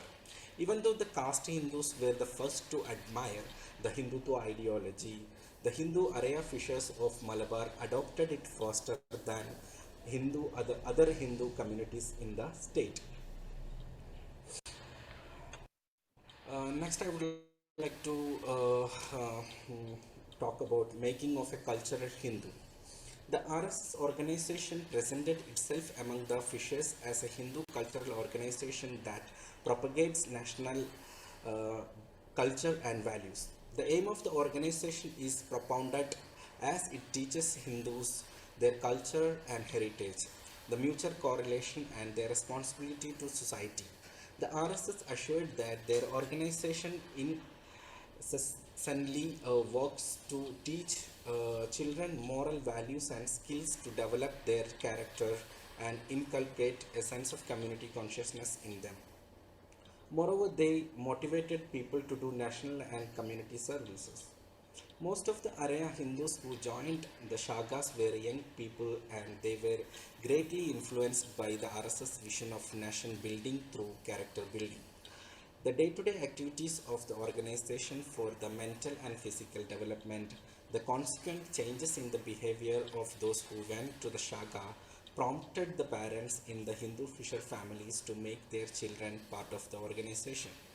Through its organizational work, the RSS nurtured people within the Hindu Arya community who could lead the community. In the early days, the organization gave priority to identify and create a group of Aryas who are knowledgeable in Hindu culture and customs. In the long run, such people took over the leadership of the Arya community. Meanwhile, Kadal Kodadi, Sea Court, a traditional social governing body consisting of the Valakkar, that means boat owners and the elites of different communities on the coast, declined its importance. As a result, organizations along communal lines such as Hindu Arya Samajam and Muslim Mahal Committee replaced the earlier secular institution that governed by inter-community relations of the fisher community. The formation of Arya Samajams in each of the coastal regions marked the beginning of the organized social activities on the coast. The main objectives of the Arya Samajams beyond resolving disputes in the society are to renovate temples that have been ruined, to organize the activities for the spiritual growth of the members, and to provide socio-economic support to the needy. Marad Arya Samajam was established in 1964. It was known as the Haindava Seva Sangam until it registered under the Government Registration Act.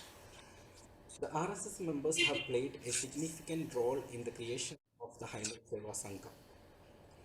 The name was given to propagate the idea that the Aryans were also part of the larger Hindu unity. Sridharan, one of the RSS leaders from Marad, says that recently when the members of the Sangam become the leaders of the Arya Samajam, they took initiatives to perform the rites and ceremonies in the temple's affairs according to the tantric rules. The priests who have learned the tantric knowledge are selected from within the Arya communities. Unlike the past, daily pujas were performed in the temples, and some of the pre-existing rituals were stopped or become less important.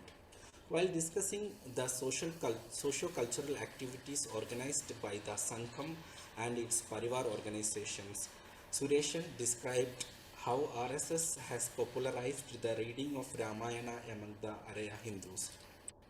He says that in the coastal region, the month of Karkidagam is considered as the month of famine. The fishers could not do fishing due to dark clouds and heavy rain. Hindu Aikyavedi took initiative to make them understand the importance of the month.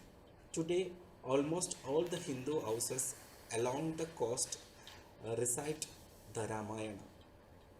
Another respondent, Madhavan, talked about the celebration of Sri Krishna Jayanti by the Bala Gokulam, a Parivar organization that works among the children. In the 1950s, Bala Gokulam started as a column in Kesari magazine and later it became an organization. He said, "I was born in a Congress family and my mother was a local leader of the Congress. When I was a child, I had strong desire to dress up as Krishna in the Sri Krishna Jayanti celebration of Bala Gokulam. Nevertheless, my parents did not allow me. Therefore, it was through Bala Gokulam that I became a Swayam Sevak. Many people like me have become part of the Sangh movement. In such a way, women, children, largely participated in the Hindu nationalist movement. On the one hand, Sangh Parivar was ready to accept the heterogeneous customs and beliefs of the lower caste like fishers, but on the other they tried to purify them according to the Brahminical knowledge. This process of assimilation and acculturation can be seen as the RSS expansionist vision.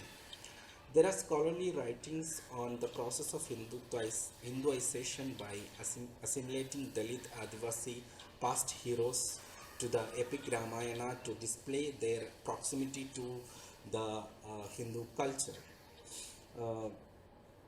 These purposeful initiatives of the Sangham and its Parivar organizations brought the so-called Hindu culture into the households of the Aryas, changing traditional beliefs and increasing threat to religious syncretism. The Arya Hindus and Islam Muslims traditionally shared certain socio-cultural practices in different coastal regions of Malabar. Mathurs observed that the Mukwa Hindus converted to Islam have not completely abandoned the traditional ideas about certain gods and goddesses. There is a coexistence and integration of the traditional of the local Hindus and Islam. The Arya Hindus also followed certain traditional customs and offerings of the Islam Muslims. Ramdas highlights the cordial relationship between Arya Hindus and Islam Muslims in Marat. The boundary line between the communities was narrow and they celebrated their customs together.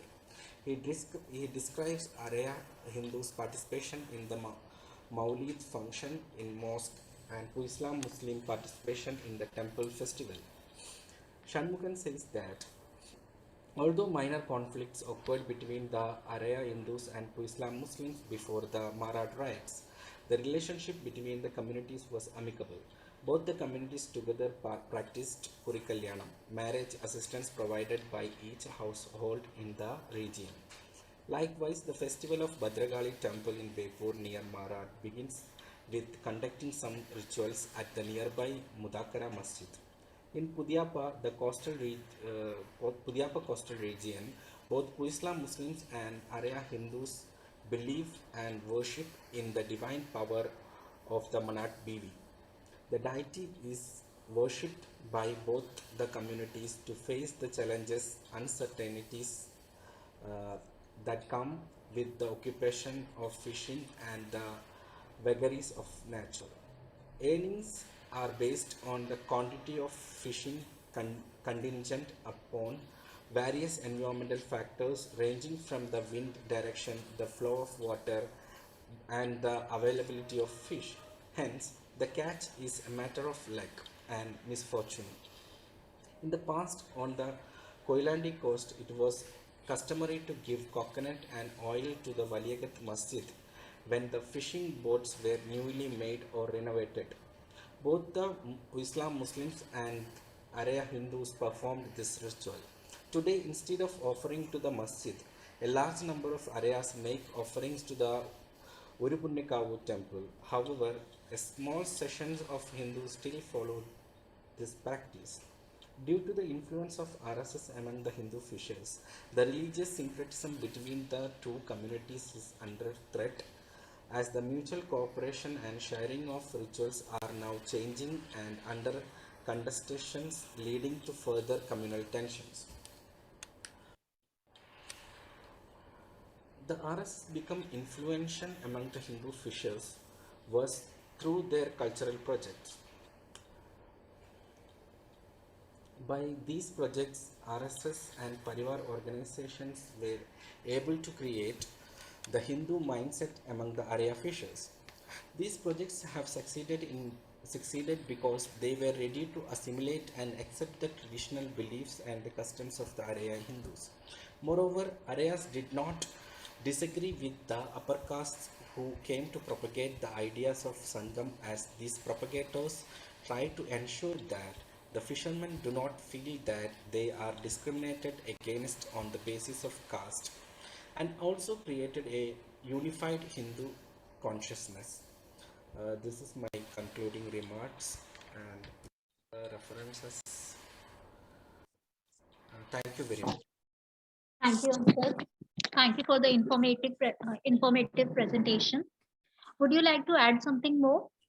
Yeah, I would like to say something like if you guys are not like I'm sorry to say this, like you guys are from the different countries, and if you are not that much knowledgeable about the Indian society and history, then it will be very difficult for you to understand this topic. And also I have selected a small region, a small district from Kerala state, and so these, but some of the terms and some of the organizations you may not heard about all these things, so I'm sorry for that. And yeah, next, if you guys have any questions, I can respond to them. Sure. Any questions or feedback, anybody?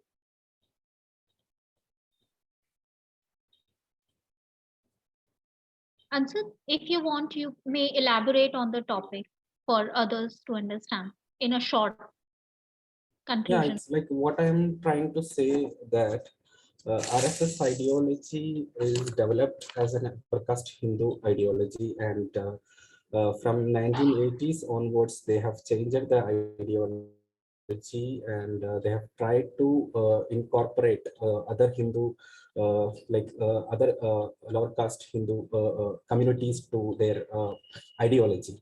So for that, they have made different kinds of cultural projects. So what I am trying to say that if this process happened in other states of the country from only after the 1990s, during the Ram Janmabhoomi Babri Masjid issue, and in Kerala's case, they have started their project immediately from 1950s onwards, because this organization established in a fisherman area in 1950s. So what I'm trying to say is that RSS able to convince the lower caste Hindus to their ideology sooner in like in Kerala. For them it was very easy, especially among the fishermen communities. They have incorporated fishermen community very easily than other communities. That's what I'm trying to say. All right. Thank you for elaborating. And Yes, Professor Marik. During your presentation, I searched a little bit in the internet about RSS, and I found that this is a little bit controversial organization, but it seems it is the most, the biggest volunteer organization in the world. Yes. Yeah. So it's true. Like, yeah. Yeah, continue. I didn't know anything about this organization, so thank you very much, because it is a very interesting topic. Yeah, yeah. Thanks. Yeah. Thank you. Actually, it's a big organization, and it's a big cultural organization for the Hindus. Thank you for the feedback, Professor Marek, and thank you for your answers and elaboration answers. Thank you very much for giving this opportunity. You're most welcome. Moving ahead with the conference. With this, we are coming to an end to the conference. With great pleasure and enthusiasm, I would like to conclude that the conference was a great success. Many people have contributed in different ways to turn this event into a smoothly running conference with very interesting presentations. This conference has resulted in good discussions and networking. I owe my gratitude to all the presenters and patient listeners, to the coordinators and the whole staff of Eurasia Research for their constant support. I would also like to thank all the universities and institutes who have sponsored our participants and people who have directly or indirectly contributed in the smooth conduct of this conference. Some of our upcoming conferences are: in April, we have London, Amsterdam. In May, we have Berlin, Kuala Lumpur, and Paris. In June, we have Prague. Please refer to your friends and colleagues, and you all are welcome to join in our future conferences as well. We will be organizing a Terra Summit, we already held our second Terra Summit on 15th of February, which was a great success. I would like to introduce Terra Summit to you in a nutshell. With great pleasure and enthusiasm, we would like to let you know that we are organizing Terra International Summit Program. The event is launched free of cost for all researchers, practitioners, students, and educationists associated with us and who are even willing to join us. Our first summit was conducted on 15th November 2021, and the second summit was on 15th of February 2022. Our partner for the first summit program, Department of Business Administration, University College of Commerce and Management Studies, Mohanlal Sukhadia, Udaipur, Rajasthan, India. The event was a great success for all of us. The summit is like a TED Talk. The speakers will deliver their speeches on online platform and not on a physical stage. You may check more about the event from the link shared in the chat section. Our next summit will be held on 16th of May 2022. You all are welcome to send your applications for the same. Thank you for your patience. With this, we are concluding the conference. We would request all of you to please provide your feedbacks or recommendations for Eurasia Research. Should we start with Professor Marek? Thank you very much. It was a great pleasure for me and great honor to participate in this meeting. I'm very sorry I won't be able to attend the conference in Singapore directly and personally, but I'm sure that online meeting is also a good solution. I would like to thank all participants, all presenters, and all discussions. Also would like to thank the organizers for perfect organization of the conference. We have to remember that SSHRA conferences are interdisciplinary conferences, so our topics are quite different. Sometimes we cannot participate actively in discussion because we are not experts in everything. Yes, for example, I don't know too much about literature or history of some specific countries or regions, so I cannot participate actively in such topics. But I believe that different approaches, different methodologies, and different views of our researchers from different perspectives and disciplines are very important and enrich our research capabilities in the future. So thank you very much. It was a great honor and pleasure to participate in this event. Thanks. You're most welcome, and thank you for joining with us. It was our pleasure, and we hope to see you soon physically in our future conferences. Thank you.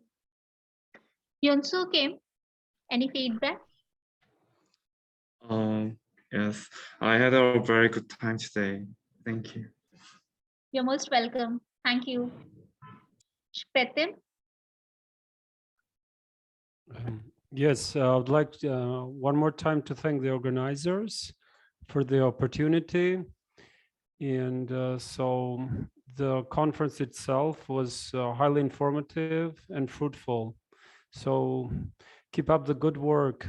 So as organizers, first of all, and so in your ability to attract like different kinds of researchers. Bravo. Thank you. Thank you so much for the encouragement, and thank you for the feedback also. Answer? Please unmute yourself.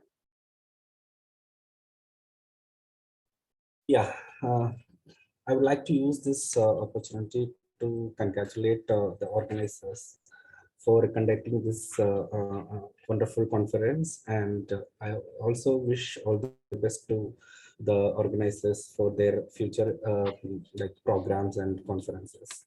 And thank you very much, and thank you all those who are presented their papers here, and also the listeners.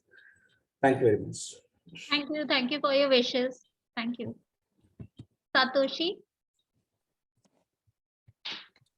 Thank you for the providing the great opportunity. I'm very pleasure to meet you online based conference this time. But hopefully after COVID-19 pandemic gets settled, I would like to participate in a face-to-face setting somewhere in the world and to discuss the cross and interdisciplinary talk. Thank you for your attention and all your support. Thank you very much. Thank you, Satoshi. And we do hope to hold this physical conferences very soon. We are also hoping for it. Thank you. Thank you, everybody. Thank you for your feedbacks and joining in the conference. Have a great day ahead. Bye, everybody. Bye, everyone. See you soon. Bye. Bye. Bye. Have a good day. You too. Bye.